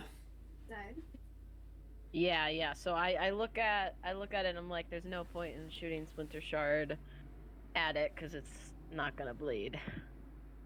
And it's probably not going to be very affected by the the shards of obsidian glass. Let me see. Would Dom, with the roll I did earlier, knowing like about Frostworm's bones, are they only like immune to like worm specific poison, or are they immune to like all poison? They're going to be more likely to be immune to their own kinds of poison. So anything that is like Okay. numbing, cold, stuff of the sort. Gotcha. Okay. I've been able to use my poisons because all the stupid snakes being poison immune. So I'm gonna It's time. look at. I'm like, holy shit! Could I actually do something here? I think I will take an action to apply onto like the claws of my gauntlets a dose of dragon bile. So I'll take an action to do that. Okay. Oh shit. And then I will mark off before I forget that I used a dose of dragon bile. Where are you, my beloved stash of many poisons? I will then use my other action, since I'm not moving, to flurry of blows, and I'm gonna slash at this guy's underside, neck. It's a worm. It's like all neck. It is all neck. Twice. Let's see what So you I'm feeling got. particularly vicious. Come at me. So, first strike. Oh, Okay. Ooh, that is a 28. To hit. 28 First to one. hit. That does hit. Surprisingly, Frostworm's not very AC heavy. Ooh, ooh, ooh. And I'll just roll the second one. Alright. Only a 21 to hit. 21 hits. Oh shit. Oh guys, this is great. This is great for me. Hang on a second. So I'll need for the first attack I will need a con save for the dragon bile. Oh, While I fortitude save, roll okay. the damage real quick. Or fortitude, yeah. Sorry. That's a 16 because all of my good rolls went to Saturday. Yeah, that is crazy, a 2. That does fail. Yeah, Okay. Fortitude heavy creature my ass. You've been lied to. So, whoever made that stat sheet, deceived you. So the damage, for the first strike will be 38, and then the poison die for dragon bile. oh, I forgot about this. Guys, I'm able to be a poisoner again. This is great. 3d6 strength, so that'll be 10. Holy shit. Wait, is that correct? Wait, no, yeah, that is. Holy shit. This is nasty. Dragon Bile is nasty. Yeah, 10 points of strength, okay. Second hit, I will be using a Soul Warp Strike, like a cost whatever amount on it, so I will need at least another Fortitude save for that ability. I roll another 2. I swear to God. Well, now that you've said it. Thank you. There's the 33. No, okay, no, that's 16. Alright. Yeah, so that's like nothing. Okay, no. 2 plus 1d6 plus 2 plus 1d8. And if you need me to go through like what damage type these all are, by the way, let me know. Are any of them cold or fire? No. Then nope. No, it's all magical and acid. Nope, I don't have any magic immunity or acid immunity. Holy! So, yeah, I rolled some die on that one. Jesus Christ. Damn, alright. As you kind of slam into the creature twice, pounding into the face of it as you manage to hit it hard. The creature seems almost to crack as the Frostworm's carapace breaks apart everywhere you hit. As the first punch breaks in, hitting flesh, the second one cutting through. The creature seemingly weakening and shrinking in on itself as you smack at it, one after another. Blood pouring out of a wound where the poison kind of has managed to seep in. Wonderful. Let me double check something. Do-do-do. Jesus, you may not need the backup healer. Is there any chance it just happens to look me in the eyes when I No. punch it? No, sadly. Alright. No, that's fine. I will make a bluff check for my wing graft to get that +2. Okay. So I'm Versus holy its shit, sense this motive. guy, what the fuck? Where have you been all my life? That's a I minus got 1. a 31. Okay, so Dom's wings spread out. He confuses it or intimidates it or whatever the flavor is, and I get that +2 for next turn. Yeah, And yeah, that'll be my turn. As your wings Damn. flutter out, kind of catching the creature in a mesmerizing as you bounce around, causing it to kind of focus on them. Yeah, the creature surprising no one, not very charismatic, because with a face like that, only its mother could love. And you're pretty sure Frosted Willy does not love this creature. Oh my gosh, Frost Willy is a woman. Diversity. Maybe they're like fish. Ned, my man, the legend himself. You're up, my man. As you look down behind you, seeing about 20 feet behind you because of how big Dom is. A frostworm kind of standing there. Frosty Willy back in his cave on the other side of the large pool, and of course about 18 feet into the tree, the Chrismal itself. Got face like a slapped arse on the British, or as the British would say. That's, fair.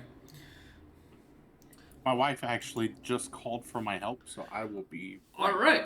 We can take a quick 5-minute break. We'll be back in a sec. And I was like, Eider, do you hate me? Hey, Levinos, you got problems? And that's what we come back on. Ned! What? Alright, as you look on, seeing the creatures, do you need me to give you another play-by-play of the map for you? So I'm closest to the worm Dom's beating on, right? Yep. Okay. Within 20 feet of it. So for now, I will step up alongside Dom. Okay, I'm taking your 5-foot step forward for free. Yep. And then I'm going to go ahead and activate my staff. Okay. As the staff expands and turns into the whacking staff, or the bonking staff. Ned is going to swing down on this thing. Alright. Oh, okay. I rolled a nat 1, but I did not confirm, so... Well, that's at least nice. As the way it kind of catches you off guard, Ned, as you lift it above your head as the fight of the end of the Shillelagh spell kind of finishes up, the stick getting thicker as you find yourself kind of almost falling back as you really kind of clumsily lean forward with it and swing hitting the stone, making a loud cracking noise as you see Frosted Willy immediately goes from kind of jerking about to focused exactly where you are, Ned, from across the pond. Good. Okay, well, I used the staff and I attacked, so that is all. What about for Ice, who's wrapped around you? Ice is going to bite out at him. Alright. Let's see. Do. Yeah, it's accessory snake, as every good druid should have one. They're very in season this year.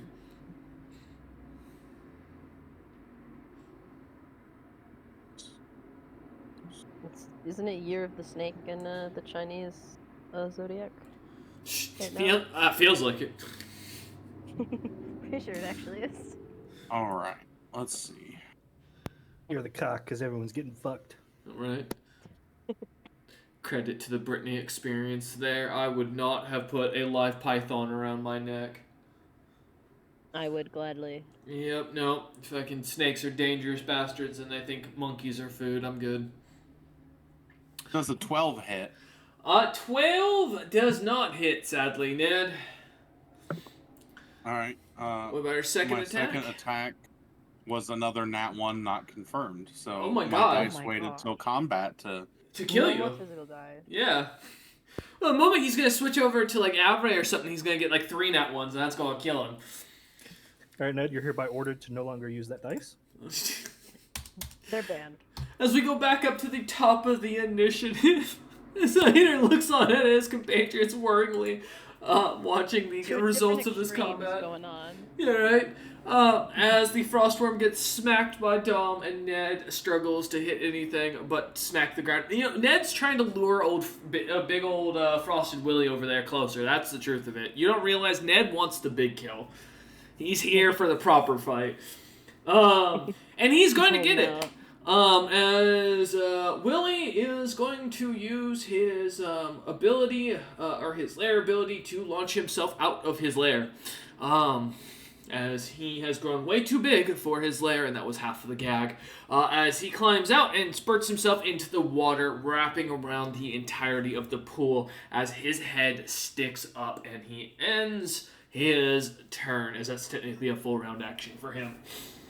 As he rests his head, though, about 10 feet from Eider's own face, looking at him as it begins to open its mouth, with the cold and chilly breath beginning to form around it as you look into the pits of death, Eider. But like I said, as the creature ends its turn. Alright. The Chrismal is up.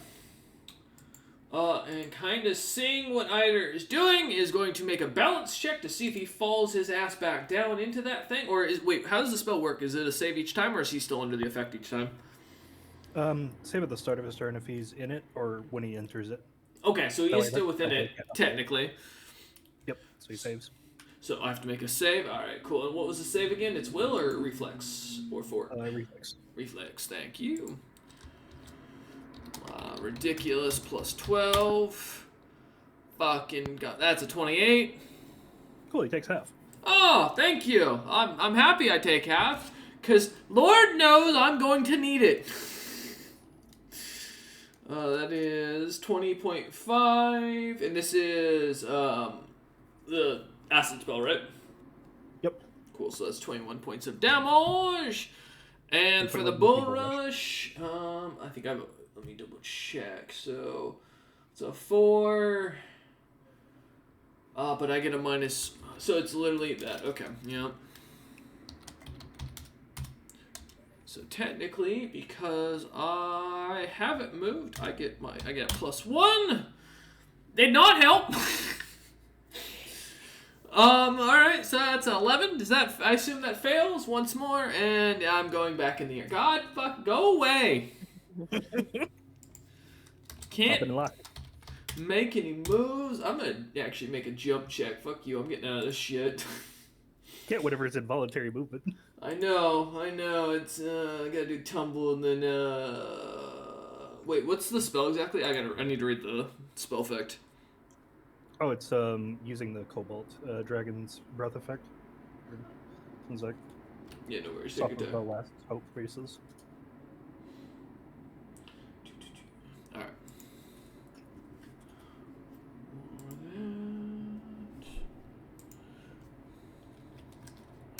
Roll that in the background. Okay. Good to know. I can't roll for crap today.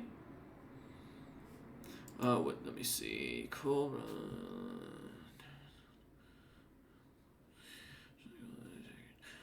Okay. By a bull rush with the results equal to the damage taken. So it doesn't I'm talking about the spell you use, not the bull rush effect. Oh, that's what I'm saying. It's just the spell. Oh, it's just spell. I thought you actually cast an acid spell beneath it. My apologies. No, it's just the acid damage insert, like modifying Got you. Perfect. And yes, so with the tumble check being a 4, my modifier failing, that'll take my movement just to stand back up, and that'll end my turn, because I can't make a sitting jump. Alright, well, Chrismal is not able to do anything and sits around as he's been doing. God damn you and your bullshit. I will come out of this. Takes one save and you're screwed. I'm coming for you for it, I promise. we refer to as juggling in the fighting community. I know, right? You gotta stop spamming the goddamn button, you bastard. Let me punch back. Oh, man. God, this reminds me of the old arcade days. Eider, you're up. Continue juggling your Chrismal. I'd like a common. Can I make like a common sense roll about how bad of an idea would it be to because Big Frosty Willy is sitting in just a pool of this magical bullshit that nearly ripped a realm into like another reality whenever I poked it. Mm-hmm. If I directly interacted with shot pure magic spellfire into it, would he just kind of get eviscerated by it, or is it just going to fuck me somehow? Give me a wisdom check. I'll call that the common sense check. Make it real easy for you. I know you should be good at this. Hopefully. Oh, no. Although the rest of I've you are got better 0 wisdom cast. Huh? I got a 10, so average. 10. Well, I mean, let's just... Common sense would dictate from what you just saw. You're pretty sure if you put any actual magic into this thing, I mean, there's just as good a chance you blow up this entire island as much as kill this creature. Yeah, we're just not gonna do that.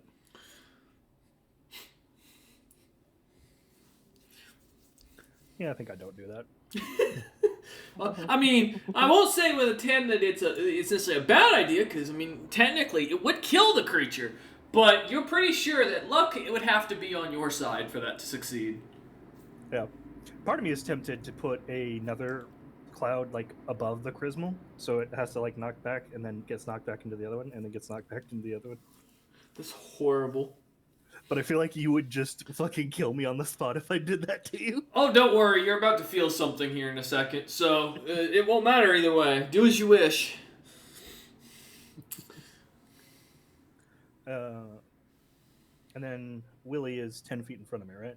Correct. His big face open and jaw open. Gotcha. I guess I'll 5-foot step to the right so that it's hopeful. I can't remember if they have a cone or a line. But... It is a cone from what you saw earlier. Oh, okay, so that doesn't fucking matter, but... Nope. But Ned, as he sees you take a 5-foot step to the side, kind of now blocking his back. I mean, that could be seen as a kindness of trying to help Ned, but, without you realizing that you were doing so. Yep. But partially just try to put, me and the tree in between it and me. Uh-huh, that's fair. But anyway, I've got a 30-foot cone. It's 10 foot in front of me. Chrismal's 15 feet, 20 feet above me. Mm-hmm. This thing is fuck huge. Yes. So I could probably hit both of them with a cone, right?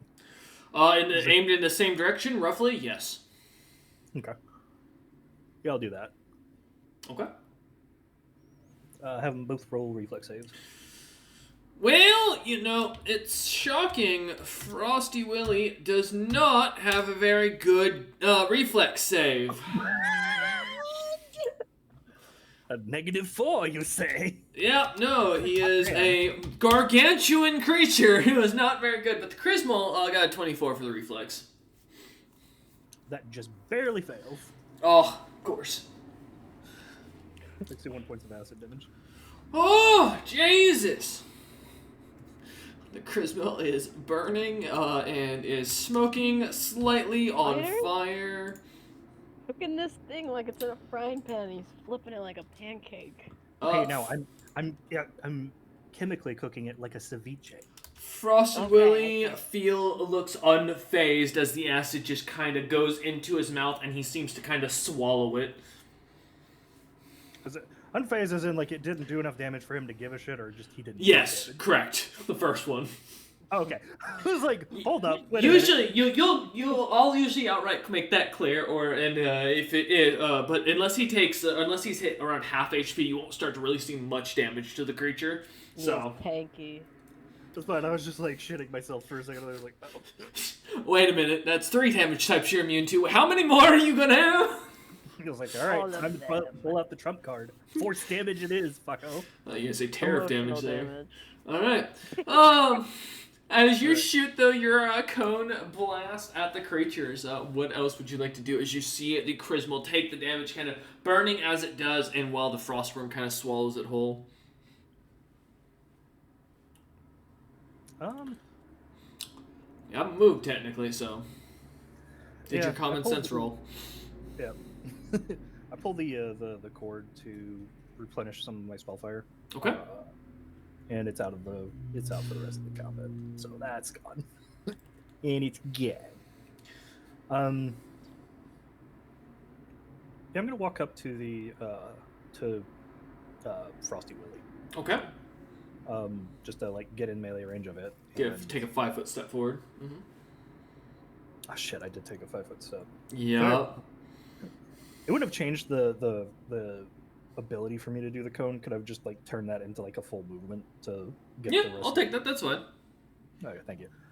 He gets an attack of opportunity because I mean he's fuck huge and I'm approaching him. If you do that though, do realize if you use your movement, that is a movement in action. So. I know.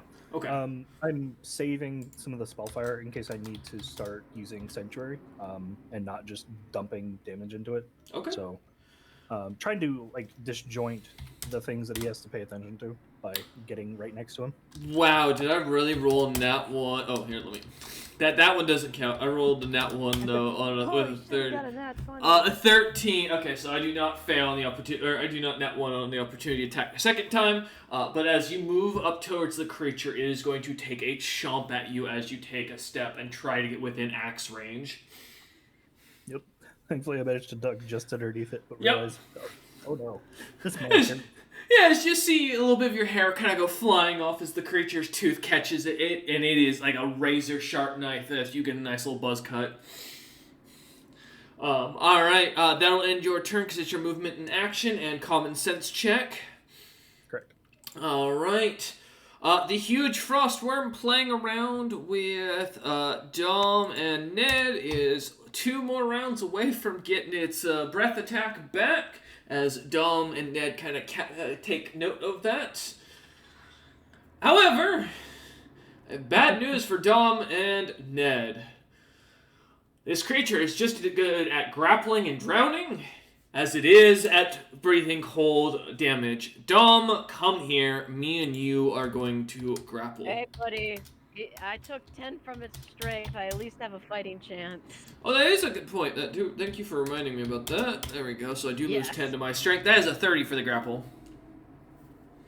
That's with the loss? Yeah, normally these creatures have a plus 30 to their grapple. Is this just a pose grapple check, or is it making the attack? Oh, yes. My apologies. Thank you. Okay. I forgot. I just need to know which Thank you. number So I that need. is a 25 to hit your AC for the first one. I for the hit. 25 with my dodge bonus. It does have improved grapple. So I don't know what the meet and beats rule is for grapple. Alright, if you meet that meets your AC, then it will fail the attack as it tries to grab hold of you. However, I don't have high strength. it can do that twice, so come here. Fuck. I'm No, going no to way. do that again. That's a No 24. No. Damn! Leave me alone. As the creature tries to bite at Dom's arms, trying to pull, Dom, reflexively remembering the bear pulls quickly their arm out of the Not way, again. not letting the creature get a chomp on I it. will not get alligator death rolled. Oh god. And for reference, Eider, it does. This creature seems to, in exchange, as you notice, they weren't very noticeable. They didn't notice you a lot when you first arrived. It seems these creatures are less alert than their normal cousins of the other continents. Meaning I changed out a couple feats. As the creature though bites Dom, tries to bite Dom, trying to pull them in, Dom pulling away with everything they've got. The creature ends its turn, growling in frustration as it does. Dom, you are up. Well. I am scared for my life. This is fine. Dom just saw their life flash before their eyes of drowning. You mentioned grapple, and like I get a bonus when I'm bigger than things. I'm not bigger than this. Well, this one's huge, I'm if that not makes in you my feeling element. better. Oh, okay, we're equal. That does make me feel better. I thought it was also I thought it was not Willy size, but like what, colossal? Is that the one under- Willie is gargantuan. He's the one that's, and he's in the water playing with, trying to bite Eider currently. Gotcha. This is the huge one that seems to be coming up from the below. Okay, cool. So it's my size. That makes me more hopeful. More hopeful I can survive this interaction. Oh, oh, oh! These things. Never mind. That was last turn anyway. I'll find out when I hit it again. Another flurry of blows. Another flurry of blows. Let's see what you got. Another one. Another nat 1. Nope, nope, not for me. That's a 27. Damn. 27, that hits. Oh, sorry, 26. 26, that still hits. And then that will be a 20. 20 points of damage or 20 to hit? No, 20 to hit on the second. 20 also hits. Go ahead and roll your damage. Shit.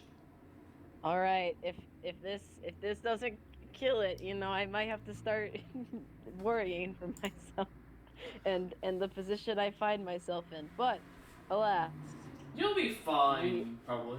We must stay focused, brothers. We must stay focused.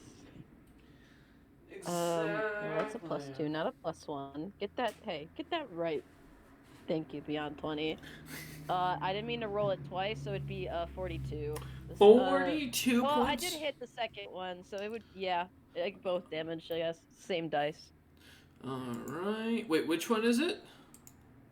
Well, I technically hit both attacks. Okay, so that's both of them. Die, so yeah. I didn't Okay. mean to roll twice, but it would be correct, so both together. 50, okay. As you slam into the creature, punching it a blow after another, the Frostor seemingly holding its own as it takes the punches left and right. The creature looks at you, a little shock in its eyes as it looks on, as it feels the blows, the chitin cracking apart as you hit it blow after blow, the poison still seeping through its very weakened form as the creature starts to cough up an immense amount of blood. Does this creature have psionic powers or psi-like abilities? It does not.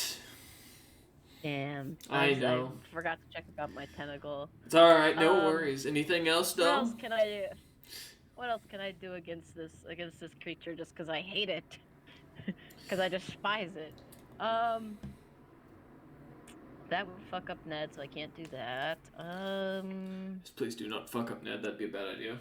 Yeah, no, Ned's had enough. Had enough in his life. I thought I had... Well, I could do that, but I don't know if that's better than what I could do with my fist. So I suppose if I'm not gonna move, I might as well go for another two-hit maneuver. Okay. I have no other choice than hit hard, hit fast. And hit with all you got. Before it eats my ass. Yep. That will be a 16, so I'm sure that misses. 16 does miss. Oh, sorry. I get the +2 from last round, so +2, 18. 18 just barely meets and hits. Guys, luck's just barely on my side, and that's all I need. Anyway, this one definitely misses. That's 14. 14 does not hit, sadly. All right. So let's see. All of the flurry of blows. Just enough. I'm punching as fast as I can. Not a great roll. It is still up, dumb, as you slam into it, smacking the side of its face as one of its mandibles goes flying, and the other one looks to be bruised. The creature still, though, standing as it glares at you and skitters, making a strange noise as it does at you in a sign of aggression as the creature continues the fight. Noted. That is not what I want to see. I'm gonna make that. I'm gonna do that bluff check again to get that bonus next round, assuming I survive. Yeah. That's a 26. 26. I can't beat you. But Take that, worm.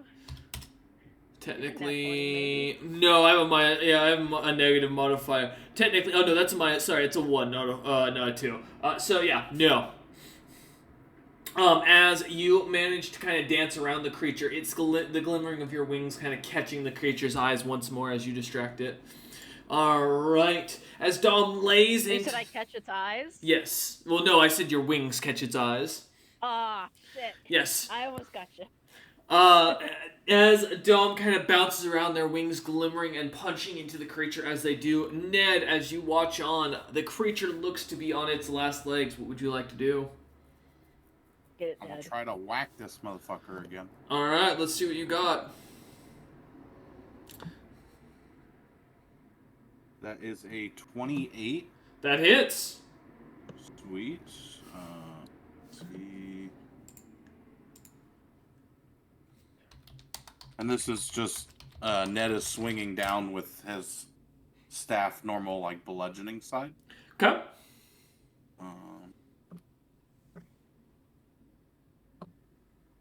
First things first. 3. So that is 7 bludgeoning damage. Ooh, okay. Is it still alive? No. As you slam the bonk stick down hard on the creature, smacking it in the head, expecting to feel a skull as the carapace cracks, the chitin on it, just shattering apart as the creature feels the full hit of your whacking stick or bonking stick as it slams it into the ground, cracking the stony path underneath it as you pull the stick up, some of the bluish blood kind of dripping off of your stick as you do.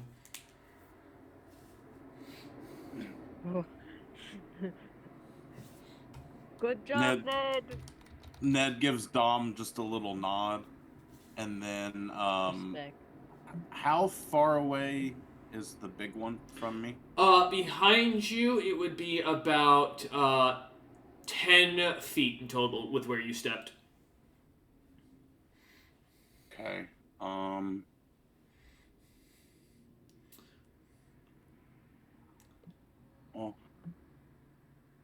Fuck it. I need fortitude save.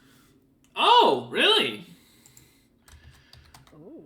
Nothing too crazy. I'm very good at that as a giant monster. That is a 43. Okay. He succeeds. A little flare just shoots, whizzing past him. As a little flare passes by, flying between Eider and Frosty Willie's mouth as it kind of it's still open. The cold, icy breath kind of accumulating at the back of his throat. As Eider looks at it nervously, seeing this little flare pass by, expecting that to be his freedom of movement spell. Alright, Ned, as you end your turn casting this off as the small flare goes flying and sputtering off into the water, what would Ice like to do?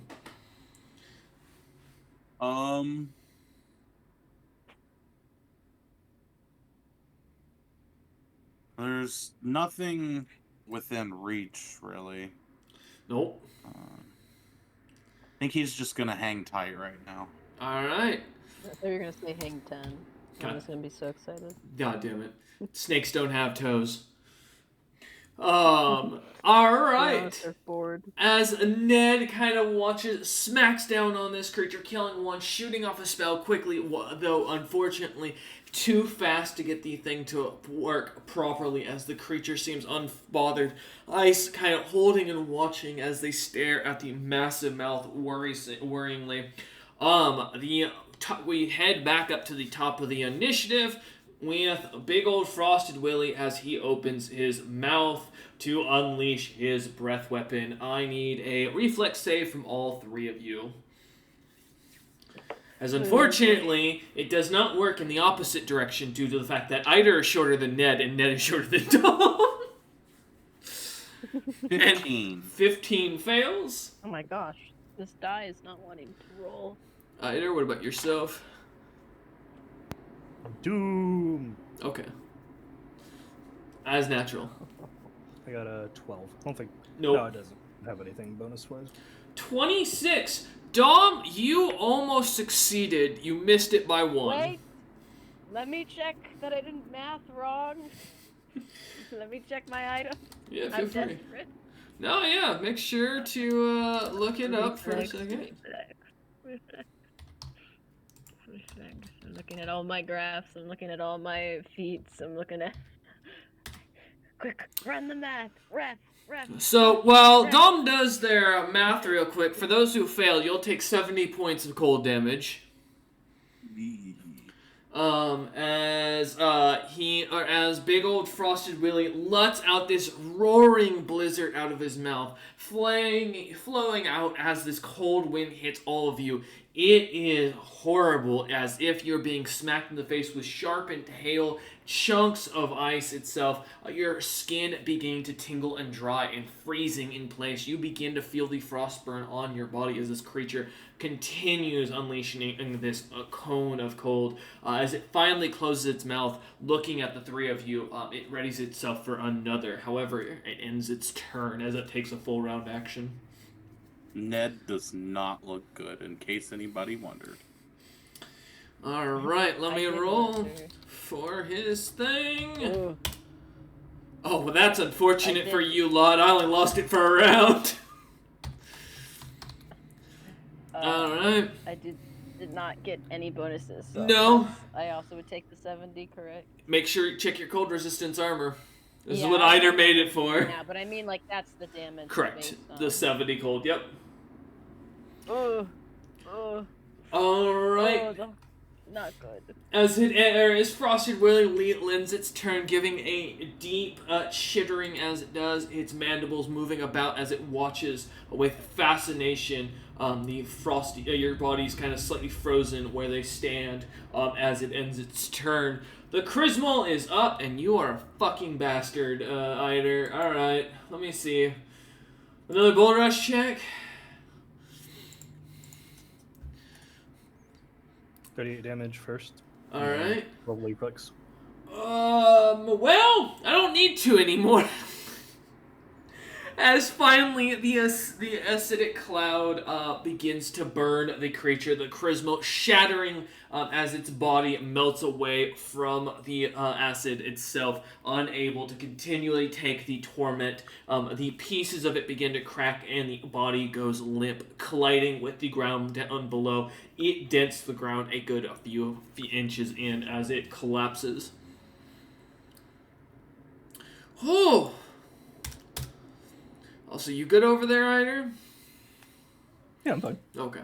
Alright, well, with the Chrismal dead, and that ending its turn, Eider, you're up. Only Frosted Willy himself laying between you and the island of the tree, and the body you came here to retrieve.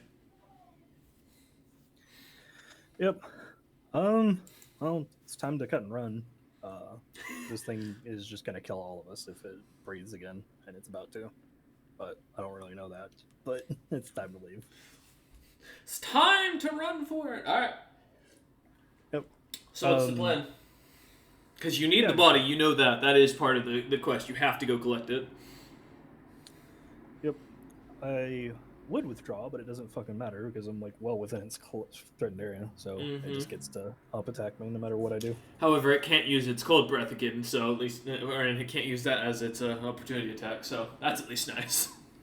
Well, it can't use that one to begin with as an opportunity attack because True. Get, like this attack. Be a lot scarier. Yeah, it would be insane.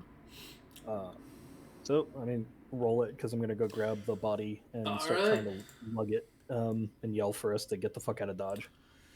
Alright, come here. 42 to hit. That'll hit. Alright. Well, this is going to hurt. That is 43 points of piercing damage, non-magical. I turn and I drop. Wait, what? Yeah, I turn and I drop. Oh, As Eider goes to turn, getting ready to kind of like getting himself ready to run, the creature seems to bite into him, tearing as it does, cutting him across the stomach. Eider drops to the ground, unconscious as the creature bites into him. Alright, as Eider ends his turn unconscious and taking a moment, the other frostworm is still laying there dead. Dom, as you turn back to your horror, seeing as Eider goes down trying to get the Crismo's body, as a big old Frost Willy here takes a bite out of him. How far is Eider from me? 10 feet slightly at a diagonal.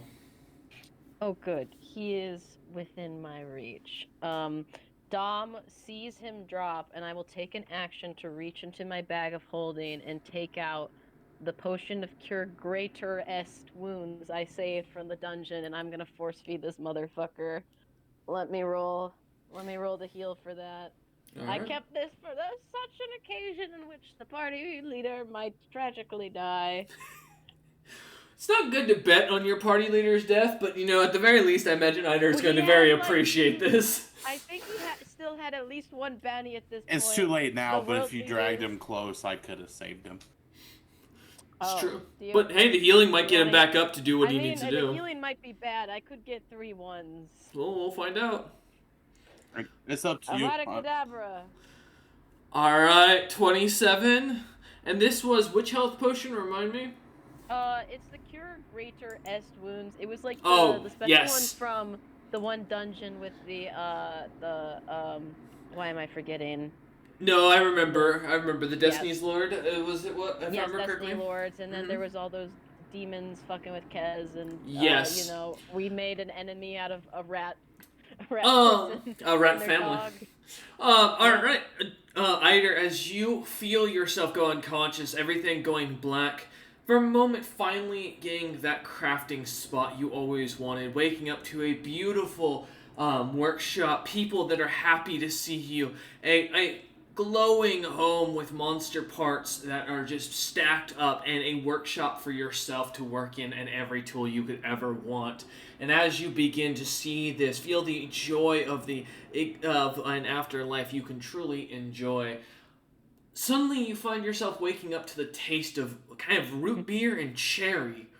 As you look up and see Dom looking down at you as they kind of hold your head up slightly off the ground and feed you a very large potion.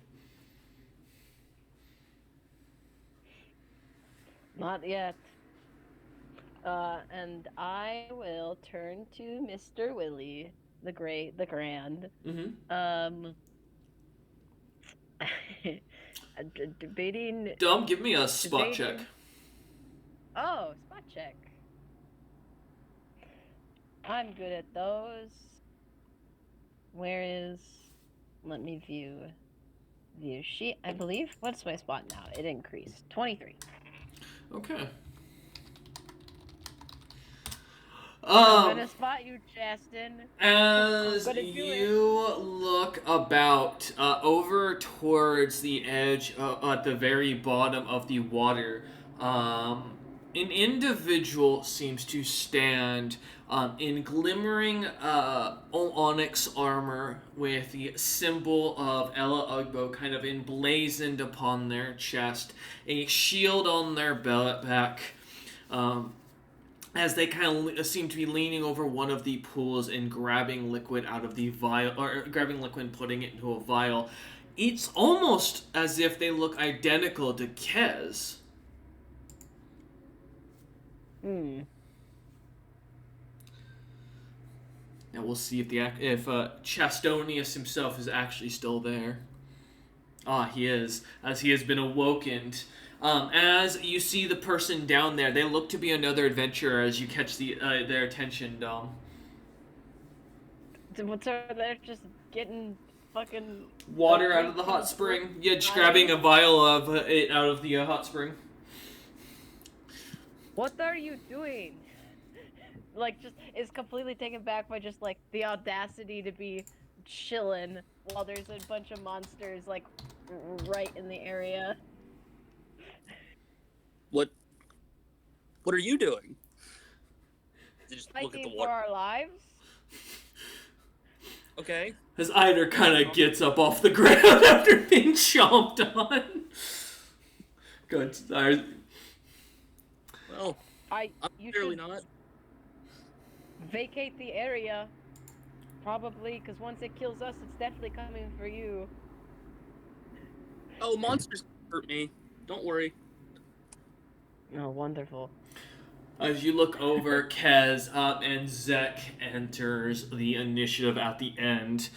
Dom, as you kind of have this short, low conversation, you still have an action left that you Yes. can do. Eider is up with his 27 HP and kind of coming back to full consciousness. You see someone down below now as you look about.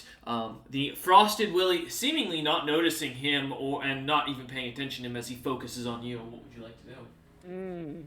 Okay, so the monsters are ignoring him. I'm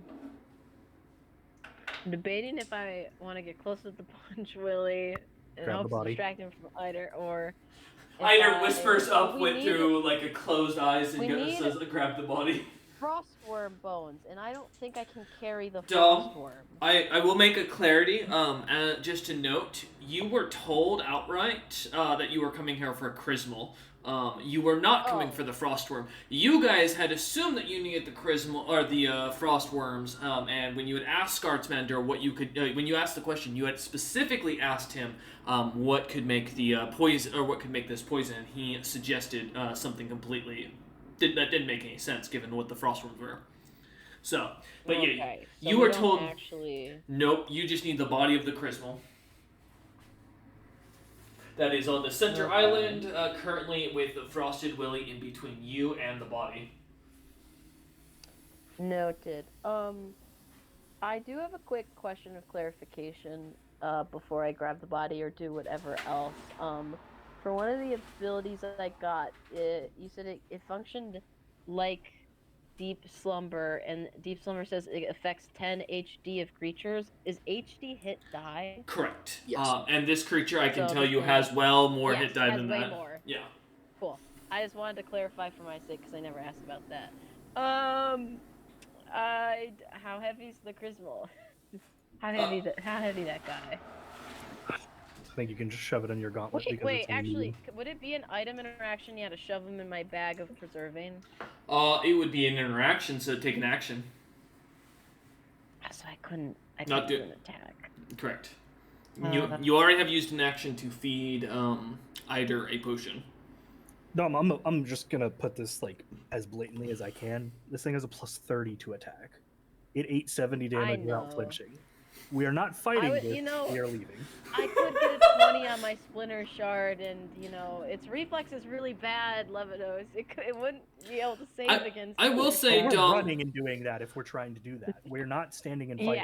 Yeah. I will say, Dom, the only thing to the factor that you can tell that's got working in your favor right now is it looks like this individual down below, heavily armored as they are, they probably are some sort of fighter or paladin. Yeah. There's another player on the field. Who is kind of just observing you lot now after you caught his attention, as he was earlier just kind of not maintaining eye contact as he was doing his own thing. Okay, I'm gonna attempt to do a pro gamer move and get both the things I want. Dom will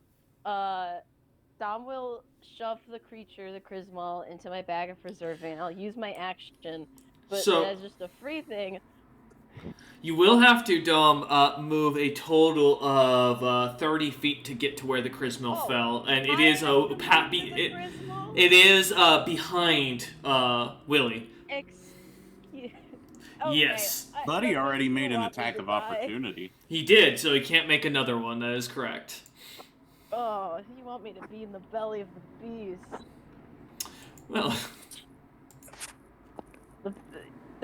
I thought Eider had brought it closer before he I died. also thought it was I thought it was yeah, was it's on the other side of the thing. Levitt, No, do you want me there, its buddy? face is within 5 feet of Eider himself, so it's like in between now at this point as it's moved its head so it can get its cone against you guys. All right. Well, upside is I can make myself invisible, and I don't think for a moment this thing is invulnerable to mind-affecting effects. So I should be able to just grab the fucking charisma and leave. Yeah, so what I should do is draw attention away from you. Or just leave with Ned. Like, because if I can just go invisible by myself and not have to worry about it. Worst case is it attacks him, but because it goes before him in the initiative. Yeah. So, like, if Ned can Yeah. do, like, Vigor on me, then I'll just wake up on my turn with the fast healing. Mm-hmm.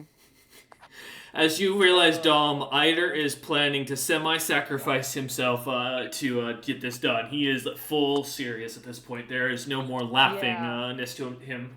To usually a semi-jovial man for his situations. Go ahead, though. I am gonna fire. I'm gonna do my free 5-foot step like back or to the side.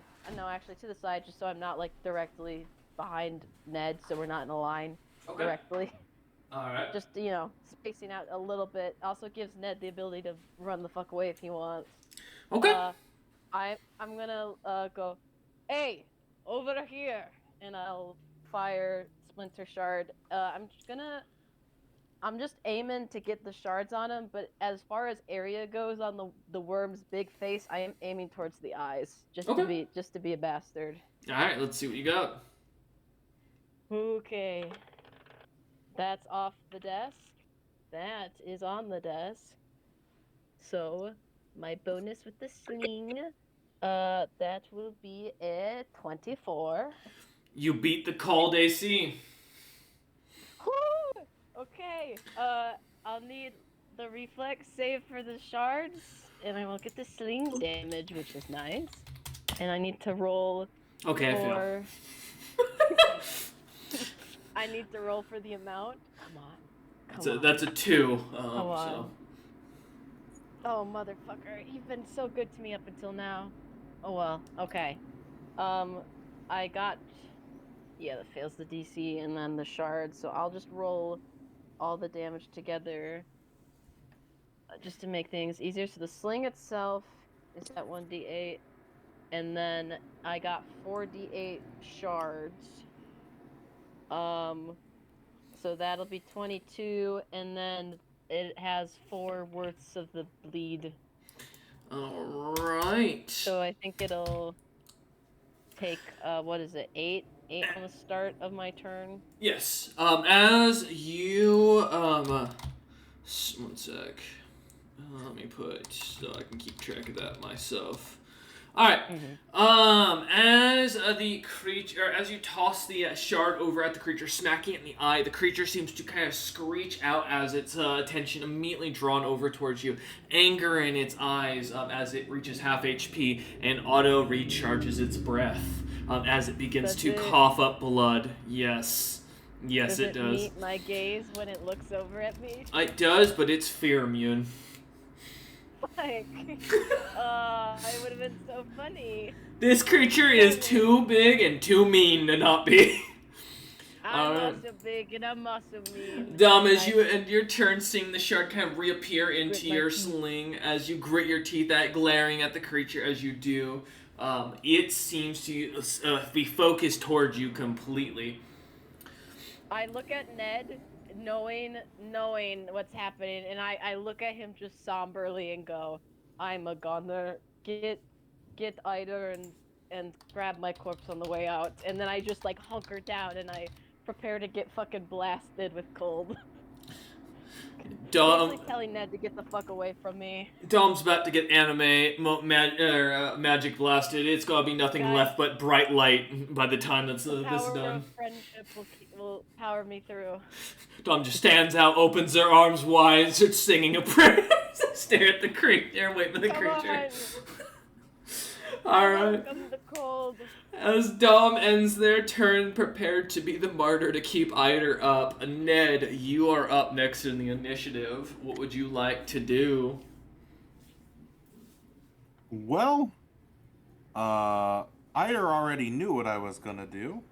I will reach out and pat Eider on the shoulder and just give him a nod and be casting Vigor Lesser. Okay. And then, unfortunately for Dom, I am getting the fuck out of there. I did tell you to do that. It's true. What's your walking speed? Only 30. 30. Okay. As you lightly pat Eider on the back, Eider, you feel the magic kind of flowing through you as you feel your health kind of coming back, though at the expense of the slightly sickly, feverish feeling you get when you're coming off of a sickness and your body's just kind of slightly exhausted.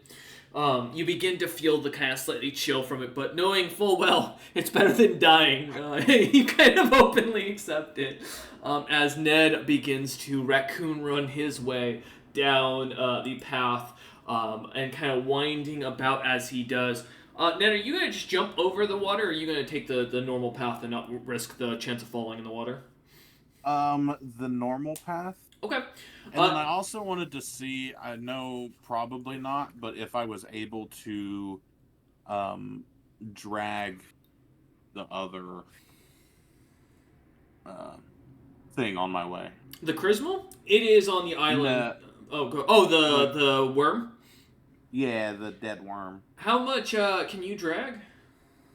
Double check That was what. a good question.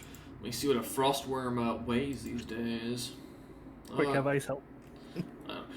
Yes, Ice, the snake with no arms. Ned can use her as a pulley. Oh my god, yes, because we're all familiar with the great snake pulley system. Yeah, you know, you can use it as a rope to help him pull, take some of the weight off. I have a 15 strength. I don't quite know how to figure out. I hear Eider looking it up real quick for me. Yep. Let's see. So you'd be double for large, so that'd be 400, and then times 5. Drag is 5 times. Yeah. So you could drag 2,000 pounds. And roughly as you go to grab the creature, the frost worm, roughly weighing about 1,000 pounds in its own right, seems to be surprisingly easy to kind of pull and drag along with you as you get kind of to the opposite side of the hot springs before going down a level, running the full 30 feet over the side as the frostworm itself kind of drags behind you, leaving a little bluish blood trail. Ice kind of seems to stick her tongue out a little bit, or her tongue out a little bit, but waits otherwise. Is that going to be the end of your turn, Ned? Because that's your spell, and you're running. Any swift or immediate actions? No. Okay. But as a little flavor, if either of them can still see Ned, Huh? after he makes the 30 feet, he has just hands on his knees, just... Bent over, Ice kind of lightly tapping his back with her tail. As Ned kind of catches his breath, rushing over. Alright, anything you want Ice doing, Ned? No. Okay. Alright, getting down to the bottom of the initiative, Zek, as you see this group of adventurers kind of fighting this giant frostworm, seemingly going down left and right, what would you like to do? So, do I get the feeling that this tall, dark monk actually saw what I looked like, or did they not see through the illusion? No, they did not seem to see through your illusion. I'm just gonna calmly start walking up there Okay. with my no items at all. Yeah? What's I your like how you phrased that question. walking speed? 60 feet. 60 feet. Okay. Yeah, as you make it up the winding path, you kind of make it to the far right end of the upper area where Ned is standing, kind of hands on his knees, his snake kind of patting him on the back as he catches his breath, a frostworm behind him. As you look over, the rest of the party still 30 feet away from you over by the big hot spring. Huh. Does Ned look hurt at all, or is Ned fine? Ned? Ned looks very hurt. Ned is slightly covered in ice and frostburn pretty much throughout his body. AKA 5 HP. Oh, fuck! No wonder you're Oh panting. my gosh! Ned! Oh! And here I was thinking you guys were fine because no one was panicking, you know? Yeah, was like- I was like, I'm probably the second lowest after Eider, after I healed Eider. No, Jesus. Oh. I have the most HP. All right, Zach, what's the plan? Well, first let's do some healing. Also, am I within 20 feet of Ned? Yes, you'd be within 5 feet of him with where you'd stop. Well, it's not damaging, but I do need a will save for being near me. Oh boy. Oh wait, so does Ned actually, and so does Dom, because both of them have eerie effects. Are you fear immune? It's not fear, and it's anyone within 20 feet of me needs to make a will save. No, I understand. I'm saying both Ned and Dom have a Mine's, fear effect naturally. The natural one is if he meets my eyes. Oh, Like, that's if we fair. lock eyes. Ned's is Yeah, just my effect. because I believe, right? Mine is because of the staff. Okay, yeah. So Nat 36 one for succeeds. 10, by the way, Chaston. Your fear is suppressed. You are calm. You are calm emotioned. You are calm. Ned, you feel relaxed but still out of Okay. breath. So I also roll. Yep. for this? And Ned, you have over 36 health. Or no, I- Dom, you would not have to yet actually, because you're still Oh, still okay. 30 feet away, because he said 20 feet. Sorry. But Ned, being within 20 feet, will actually see me. You're staring at Kez without armor, just with a robe. That is The beautiful horrifying. the beautiful Kaz, to be specific. Yeah, the beautiful Kez. They look Still Yeah. horrifying. And then what are you gonna cast, Zek, as you kind of get up to Ned? Yeah, that's cure critical wounds. Okay, how much are you healing for? It's what I rolled. That was the 36. 36. All right. Ned, you feel the frost burn begin to break away and your body begin to heal as the magic hits you and flows through your body. Well, I don't know where your armor went, but thanks. You know, I've never worn armor, but it's good to meet you, friend. As that will end. All right. Turn. As Ned is left with I'm more not Ned. questions. He's too cheerful. True, right? He just cast a really good healing spell that you've never seen Kaz able to cast before. All right. The top of the initiative. This is getting out of hand. Frosty Willy is up. Old Frosty Willy himself. And did you say the bleed damage was at your turn, Dom, or was it at its turn? It was at the start of the wielder's turn, so my turn. Okay, so your turn. Okay, so it's fine. All right. Well, Dom, you have its full undivided attention, so give me a reflex save as I am going to blow you away. I do love a good blow. You won't enjoy this one. It's going to be real frosty. I can make the save, however, will I roll and make the save? It does not look to be the case. That is a 16. Okay, Dom, as the music starts playing and you all look on as the holy light kind of centralizes around Willie's mouth, cold energy kind of crystallizing as it glimmers, shining, and shoots out like a hyper beam from a Gyarados, doing a total of 72 points of That's a cold lot damage. of 6s. Hitting I need to run the math. hitting Dom in the immediately in the face as the thing seems to lighten up the area blindingly around everyone as Dom vanishes in light. And let's see, is Dom still standing? As the light vanishes and clears and the ice, the icy air dissipates into steam, the party would see Dom, one knee clutching his chest, and then second knee, and then fall face first as his body stills and I am knocked unconscious. Damn! Oh! It was close, but not enough cold resistance, and I don't think I have anything else that would prevent death the first time, so Actually, I'm down. 2 rounds. So Dom, guess what? Yes. Immediate. Go for 12. You heal for Oh! As Whoa. soon, Tom, as you feel the cold clutches of death kind of taking you, and looking over at Eider as he kind of gets ready to jump over there, as he watches in horror as the frostworm obliterates you, as you feel the aura or the magic beginning to warm you, and you feel your body come back as the warmth flows through, and your eyes reopen. I look up at Willie, like heaving on the ground, recovering from basically being dead, and I just glare at him and I go, "It's not over yet." Oh, as Willie ends his turn, as Dom looks ready, going through the Chrismal is dead, Eider. You just watch basically a death beam go off, but you've got a job to do. What's the plan here? Does it look like this thing's immune to paralysis? You can give me a survival check.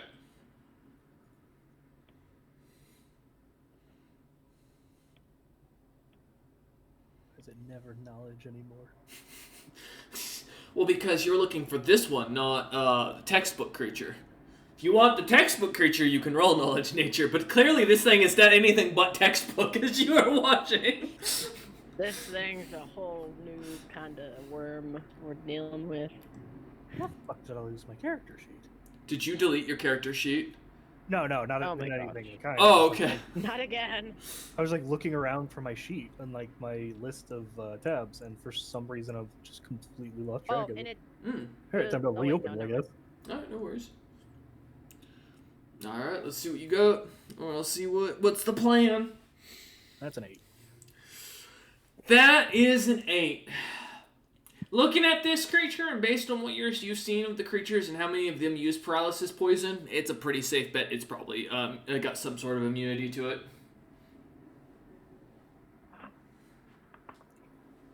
I heard that damn under your breath. Yep. Eider's really thinking in this fight.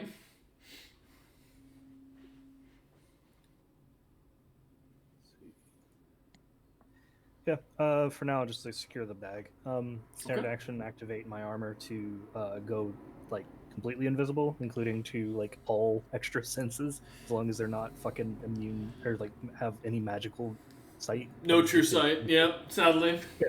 Yeah, that or like see invisibility would technically also work. You know? all, like, natural senses are gone. Well, I wish I did. If I did, I'd have to give it to you guys if you killed this thing, so no.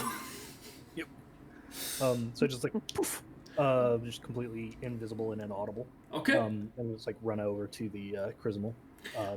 Then that'd be my full turn. And I assume you're walking in the air. Yeah. Okay. I've got to get over the thing. Yep. That's why I was double checking in case you were thinking you were just gonna make a jump check. So I was like, well, you fuck no. can, but heavy armor, man. No. Fair enough. As you kind of start walking over, and you've got 30 movements, 30 walking speed to get there and back roughly. I've got 40 total from 40, okay. what I can bump up my airwalk sandals to. Okay. It roughly weighs about 1,500 as you go walking over to the creature, kind of testing it to move it. It's not a light beast as you kind of try to pull on it. What do you want to do as you walk the 15 feet over to where the corpse is and kind of give it inspection? I mean, in theory, I can open the forge and just shove it in and then close it.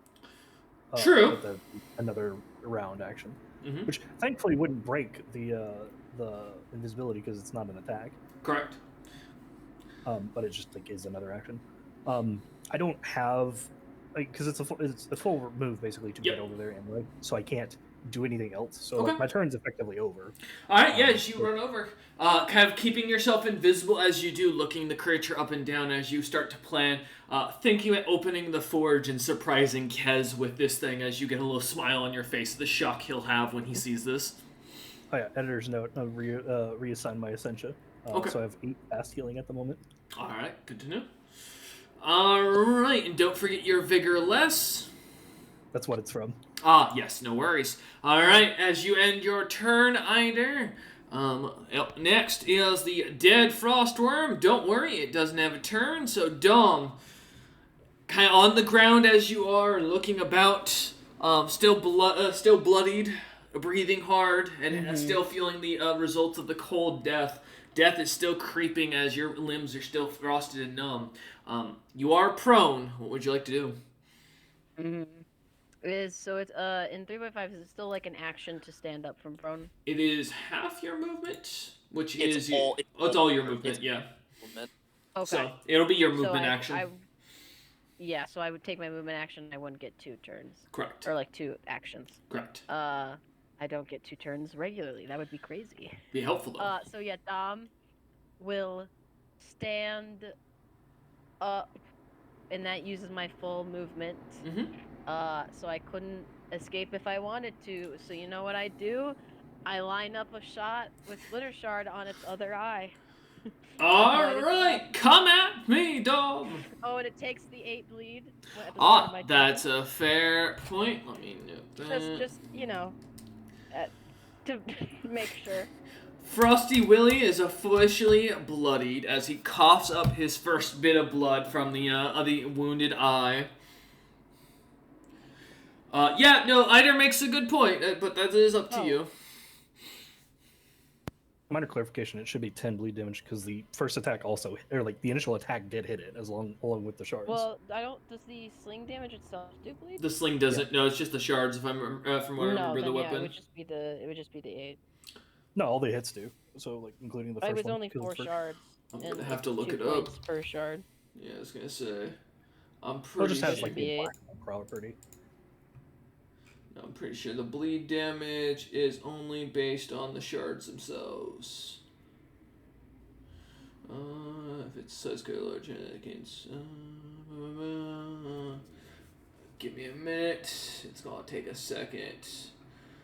The wound bleeds profusely. The creature takes 2 additional points of damage at the start of each wielders' turn for the next 5. Multiple wounds are cumulative. A creature struck 3 times in the same. So yeah, it's based on the shards that are striking.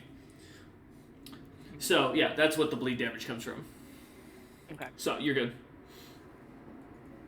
So I got a 16. So I don't think I get the That does not hit, sadly, as your thing will go flying off in the distance.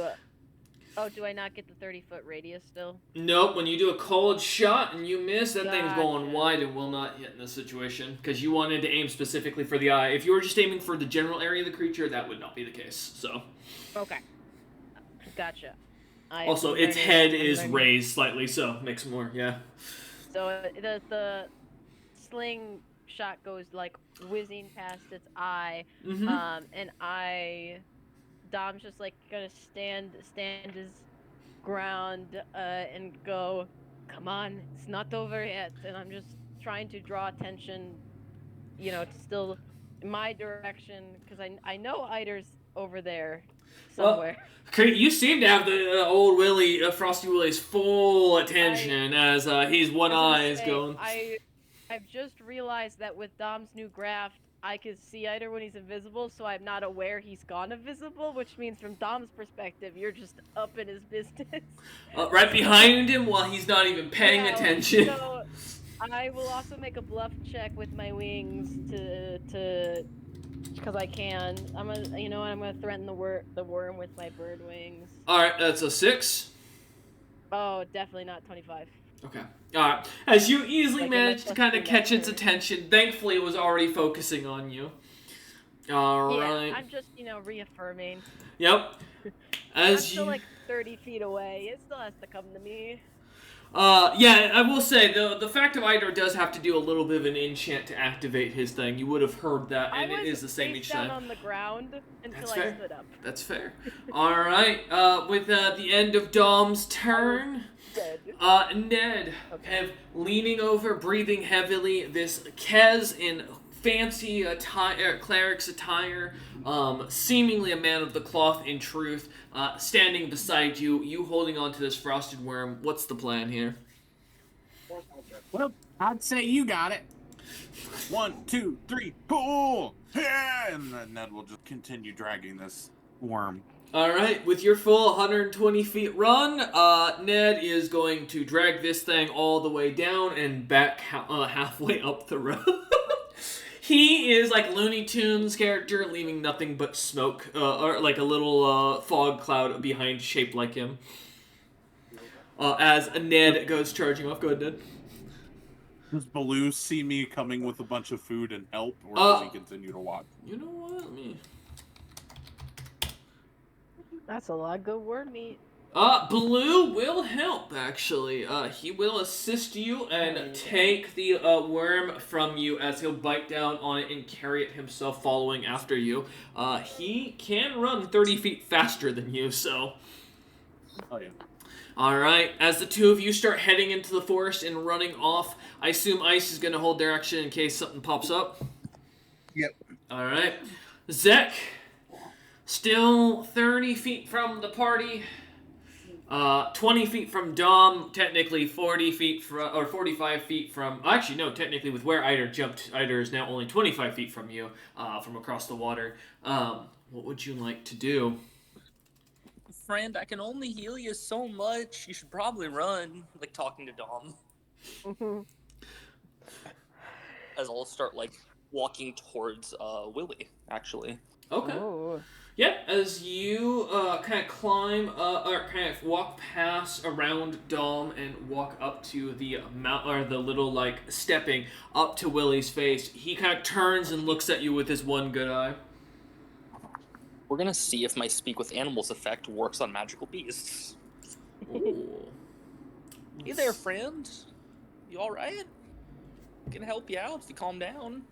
As I will need the save from him being in my area. Alright, what's the save? It is a will save. Oh, good. I thought you were going to say reflex, and I was like, well, I might as well just accept I failed. I wish, that'd be funny. Wow. Man, the dice heard me talking shit and hit nil. That's a 7? Where are those rolls when I was hitting Ida earlier? He is no longer agitated, he is calm. He was already no longer calm. raging. He was raging. Yeah, but, so here's the thing. Creatures so affected cannot take any violent actions other than purely defending themselves or do anything destructive. Perfect, so I can keep attacking Dom for hitting me on the fucking eye. Come here. Not until they swing at you again. Oh, you bastard. I'm gonna talk to Willie. As Zek begins to calm Willie down, kind of whispering and cooing to the creature, it seems to relax, its eyes bleeding as the creature makes a guttural chittering noise as the ground slightly rumbles underneath it. The same effect will hit Dom as well, now that I've kind of walked over. Oh, so I need to roll. Will save Dom! Will he save? He's not that Probably high. not. I've been that once from other people. My net one's just... It's been that one day. Not that high, but I still got an 18. You fail by 1. Dom! Wait, is this the School of Enchantment? Is this an enchantment effect? It is. I get +2.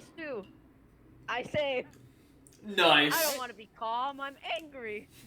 You feel the effect pushing against you, but you're not affected. Dom is As- too suspicious to ever be calm around a stranger. Stranger danger. Hey, you see through his illusion. You see Kez. Kez, I always knew you were Kez, but in disguise. I kind of Kez, blink. I always knew you were secretly competent and holding out on us. I kind of just blink and I go, who? I don't know who the fuck you are, but you. Go ahead, Dom. No, I'm just. Oh, Around. Go ahead. as Dom and Zek begin to kind of converse back and forth, the creature, the frostworm, calmed down. Zek, that's your roll or an action. I assume no swift or immediate actions you've got left over. Not yet, but does Willie respond to what I say?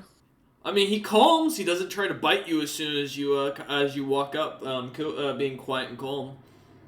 Alright, but no speaking. Alright, good enough. I'll keep him calm. You do what you gotta do.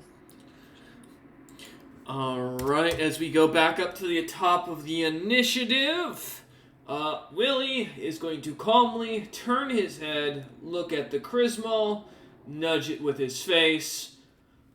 Roll sense motive to see if he can tell it's dead. It's in the forge, isn't it?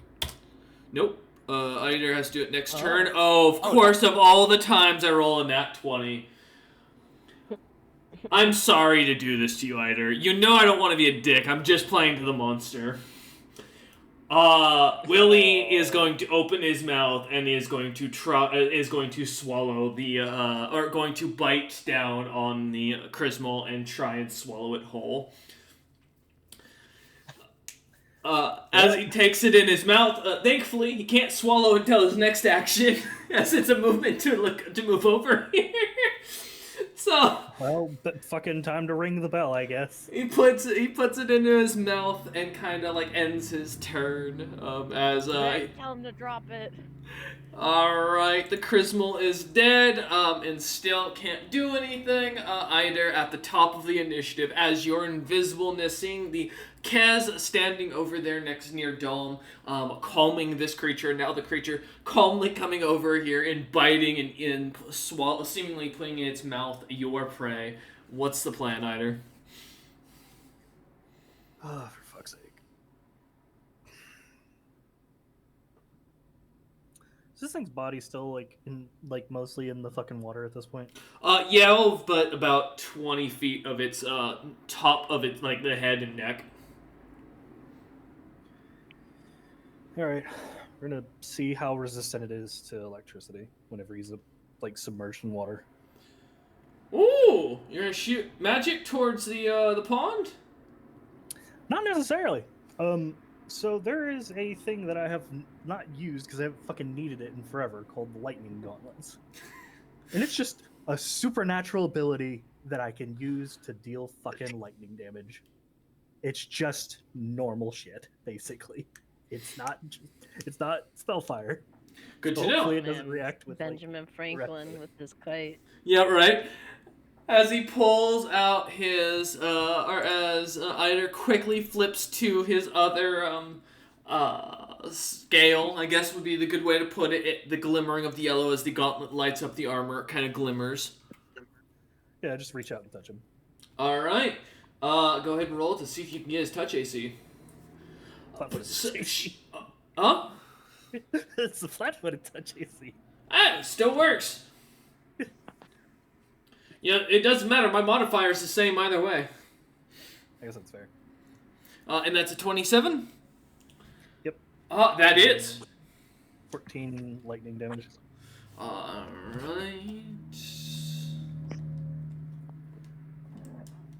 As the shot kind of catches the creature's attention, shocking it as you do, as you reach out towards it, it looks about the creature angrily as it does, and as it starts to get angrier and angrier, its rage returns as the creature starts to viciously bite at everything around it, as it looks about slightly stuttering from the electricity running through its body.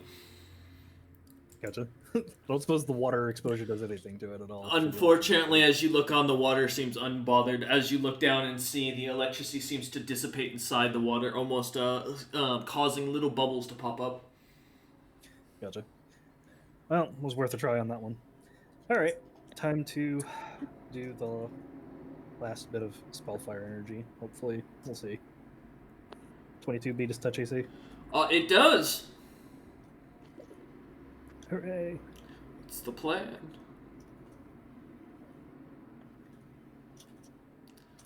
Alright. So I just grab a hold of him, and just kind of a lance of acid just smashes into his face. As Eider is no longer playing around, and Eider, funny enough, you just barely meet HP. How would you like to end this? I grab onto it, so it pump electricity, kind of panicking as the Chrisbal's vanishing in front of us.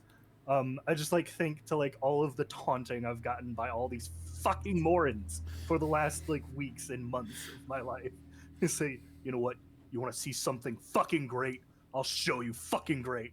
And I just like punch like a quarter inch into its skull, and just like like a harpoon just of acid just caves in the rest of its skull. As the blood comes running, raising out of it, shooting out in a glorious field, Eider is covered head to toe as he pulls his fist out. The slightly melted portion of the bottom of its skull clearly dropping and showing on the side of the island as the creature's mouth opens up once more, kind of as the Chrismal body slides out. Zek, as you look on, seeing this, Dom watching this as Eider kind of does this, coming out of his invisibility as he steps out from out behind of the creature, dragging the Chrismal as the Frostworm lays there completely melting, slowly, due to its weight, beginning to move or sink into the water. Can I try to grab it out? So, yeah, feel free. Let's see. Give me a I don't strength think check. The water will zap me. Yeah, so I'm gonna try to like reach in and pull it out just enough to shove it into the bag Which of arm preservation. are you reaching in with? Not the tentacle arm, the strength graft arm. Strength graft. Remind me what that is? Which one it is? I will read. It's the weakening arm, so it gives me a +4 to strength, and then twice per day I can use a supernatural ability, weakening touch, which is that strength damage. One. Okay, gotcha. I believe it's is it an undead one, Chaston? Yes. Here it is. Ah, perfect. That answers the question. All right. Both my arms are fucked, so I don't have much of a choice. Dom, as you kind of lean in, give me that strength check. Let's see if you can manage to wrestle this thing out of the water. I'm not good at strength, so I don't suppose I get a bonus from anything. Nope. Check myself. You get the bonus that it's not fighting back because Eider just put a hole in its head. Can I hit another? Oh wait, is it? How would you be assisting? This is for the Willy. Eider's got the Chrismal. Oh, okay. Eider has the Chrismal with him that he's kind of grabbing and dragging with him. I mean, Yeah. do we want Willy. Willy's corpse? Yes. Yeah. Okay, I'll try. I'll What do you try mean, to do fight we? him. He's a gargantuan frostworm. Listen, I'm gonna commit, but I'm not as, we don't fail if we don't get Willy. I got a 10, so I got an even, and I'm checking, because I thought I had a monk thing with strengths, but that might just be against Bull Rush. Oppose, yeah, it's just for Bull Rush or Overrun. Yeah, it's just an even. As 10. you stick your arm in, Dom, I need a fortitude save as your arm touches the water. Yes. Zek, Yes. Give me a heal check real quick. I was saying I don't have much HP, but This God is damn more it, for him to I'm recognize good. what's going on. so. I'm good at heal. One of the few things I'm good at. Mm-hmm. Okay, so let me double check. I assume this isn't Okay, 31. Thank you. enchantment. Nope. This isn't a spell effect, is it? No. Well, yes. Okay. Technically it is. Well, 'cause I have spell resistance 2 from the belt, so I don't know what. Yeah, I can roll. Roll for me! However, due to the material, this will get a modifier. Oh, resistance 2. It's even No. fail for one wizard. No. Hey, you could that one. Could have nat one, and that would have been an auto success for you in that case. Hey, if you squint at it from a distance, that's a 1. We need to get a vision I check. got a 23 on my save, and I don't believe I get any bonuses to force Dom. save, so. Your weakening arm begins to regrow and reform into what looks to be a foreign arm. You do not recognize it as it's hairless, very veiny and muscular looking, and tan colored. As you look down at it, you feel magic coursing through the arm, and you realize quite quickly the pool just gave you back your arm, and not only that, but this is the arm of a powerful magical creature of some sort that was undead. You've just basically given your undead arm life again, and now you are now basically having someone else's arm attached to you. This is, it's still proportional to me though, right? Like It it's is still the size. same size. It does lose all of its effects. No! And I'm just gonna turn it off becomes and get a normal. replacement. God damn it. Almost a second goes by as you watch Zek seeing the arm change, seeing the revival fluids of or the revival effects of this magic, seemingly capable of curing undead.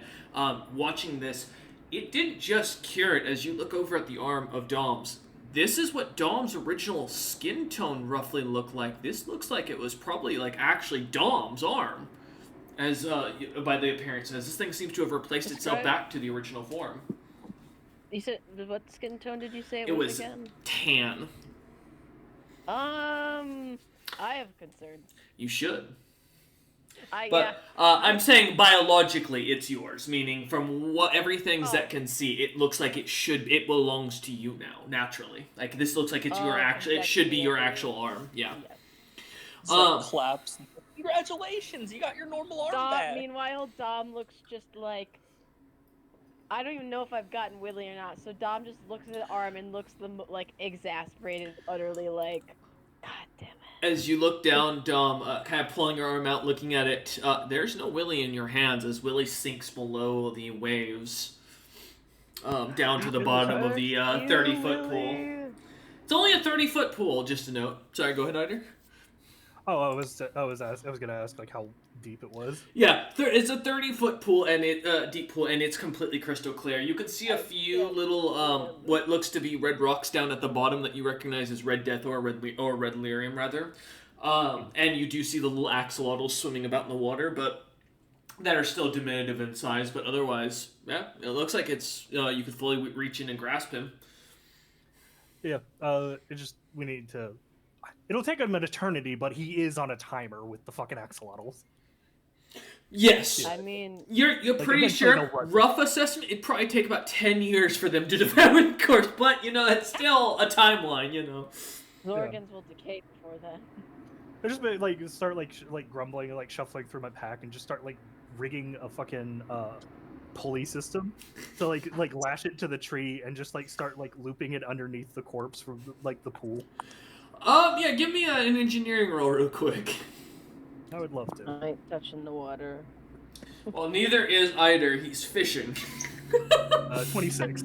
26. Eider, it takes a better part of an hour, but with the help of, or with your kind of innovativeness and the kind of peaceful of it, you managed to get to work after a bit, kind of getting the creature caught. Though it is immensely heavy trying to pull him out of the water, not only with the water weight, but also his own weight. You're pretty sure you're not going to be able to pull this thing out as Zek and Dom kind of watch on. Ned, long back at Scartsmander's camp, hanging out as he tells the tale of what happened. I just gotta dust my knuckles off and sigh and say, well, imagine we're waiting for Scartsmander to get back with his gauntlets seem to make him ridiculously strong. I would. Yes, sir? I'd like to pray to Elugma to let this creature be left alone and left in peace in their rest. Alright, give me a d20. Plus your wisdom modifier. And while you do that, Dom, what was your question? So, to clarify, I lose all of the abilities from the weakening arm. Graph. Correct. It is just a Guys, normal I'm arm. weak again. This is a problem. The good news is your insanity has gone down a little bit. I should have put in the tentacle arm. I needed that +4 strength so much. Okay. 17.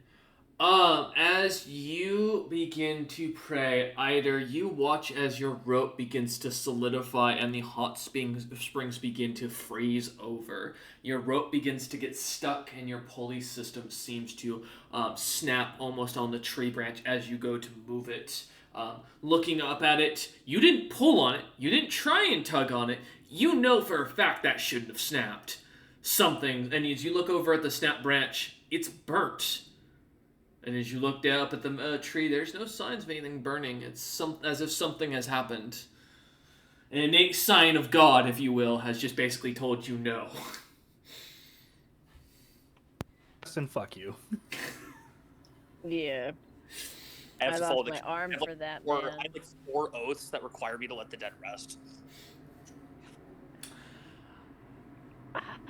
Scartsmander and Yellow Ned elbow. come to the bottom of the hot springs, kind of looking up as Ned kind of points up, and Scartsmander nods as looks up with Blue behind him and goes, "Do you lot need some help?"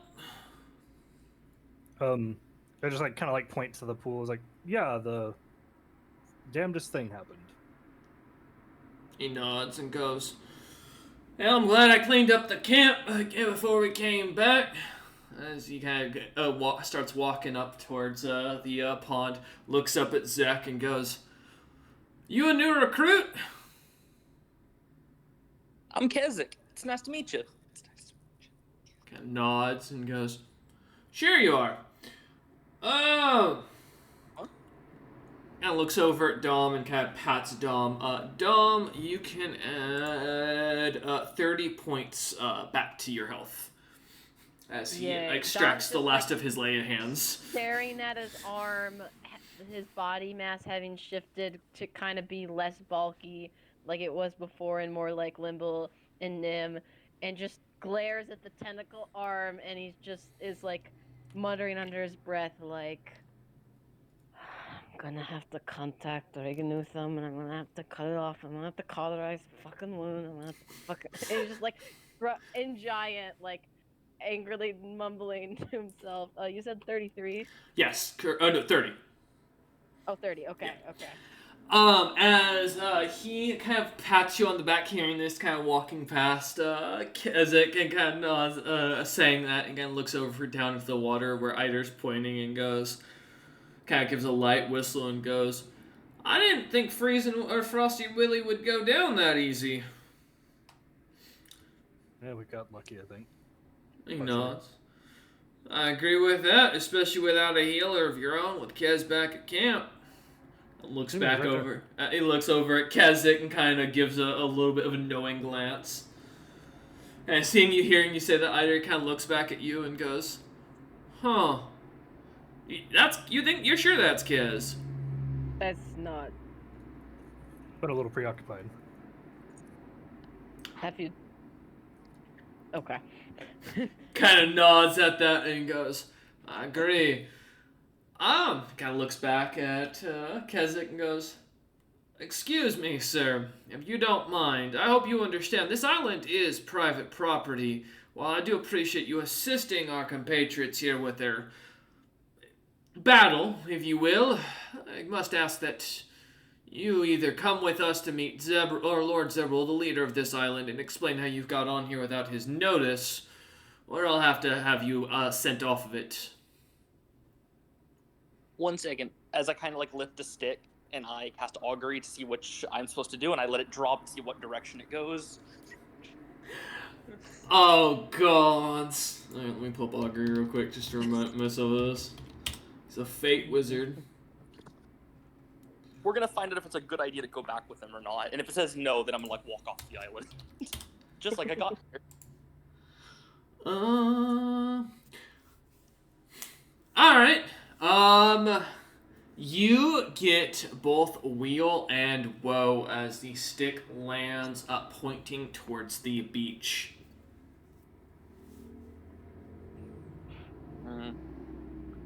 Well, magic stick spoken. Don't worry, I'll leave the island. I've done what I needed here. Scartsmander just kind of raises an eyebrow, looks back at the rest of you and the rest of the adventure party and looks back at you and then goes, alright. Sure, I'm still have to report you to Lord Zebril for being on the island, but... No, of course. I just came because I heard one of the potential champions was in trouble. Nods at that and goes, "Well, friend, it looks like you may not have a choice," as he looks about and you all begin to feel magic hitting you. For those refusing, please give me a will save. This is one of Zebril's spells. I mean, if Dom doesn't know what it is, he's gonna Resist, always a good spell. idea. Yeah, I was gonna say, if he doesn't know who it's coming from and where it's coming from, his mind's built to fight. Alright. Ned's too will calm, save? he's not fighting it. Okay. I'm fucking Yes. single-minded on getting goddamn Yeah. Spark. Yeah, you're getting Willie out of the water. You're looking down at him, focused. Yeah. Okay. I only Woo! got a 13. I'm afraid I rolled really low. In its enchantment, though, it's a 50. Kazakh, you get your wish as suddenly you watch as Eider, Dom, Ned, the large bear hound, the frostworm they were carrying, and the creature in the water, as well as the crystal that Eider was holding, all vanish in a purple blink of light as they disappear in front of you, leaving you in the open wild, alone, as you look about. Well, time to walk back into the forest till I teleport again. Who knows which god will send next? The back of his mind remembering those times when at some point God decided to send him to some place that looked like a dark clouded area with a bunch of evil demons smacking each other. As I realize that none of the rows have a vow of poverty, and how the fuck did I get to this island with a vow of poverty? It's fun. As you lot all find yourself, the light kind of dissipating as you try to fight Dom, finding yourself kind of surprised and confused as all of you look about and find yourselves back in the tavern, back in Zebral's town, amongst the dancing mark, as Vel kind of sets down a couple plates of what looks to be some local cuisine, as you look at some thick ambrosia stew with some sort of floating bits of meat in it, and kind of sets down a thing of jelly beans. Kez already sitting next to you lot and digging in as he kind of smiles as he wears now a new holy symbol around his neck. Wait. You say new. It is still the same god, don't worry. Okay. It looks like he just made it look nicer, yes. Imposter! As you all kind of begin to sit down, taking a moment to really grasp what just happened and realizing that Zebra will call for you when he's ready. Kind of taking a moment to dig in and and breathe. We're in our session here as we call that a good fight. We thank you all for watching. We hope you enjoyed, and we will see you all in the next session of the Unfortunate Sons.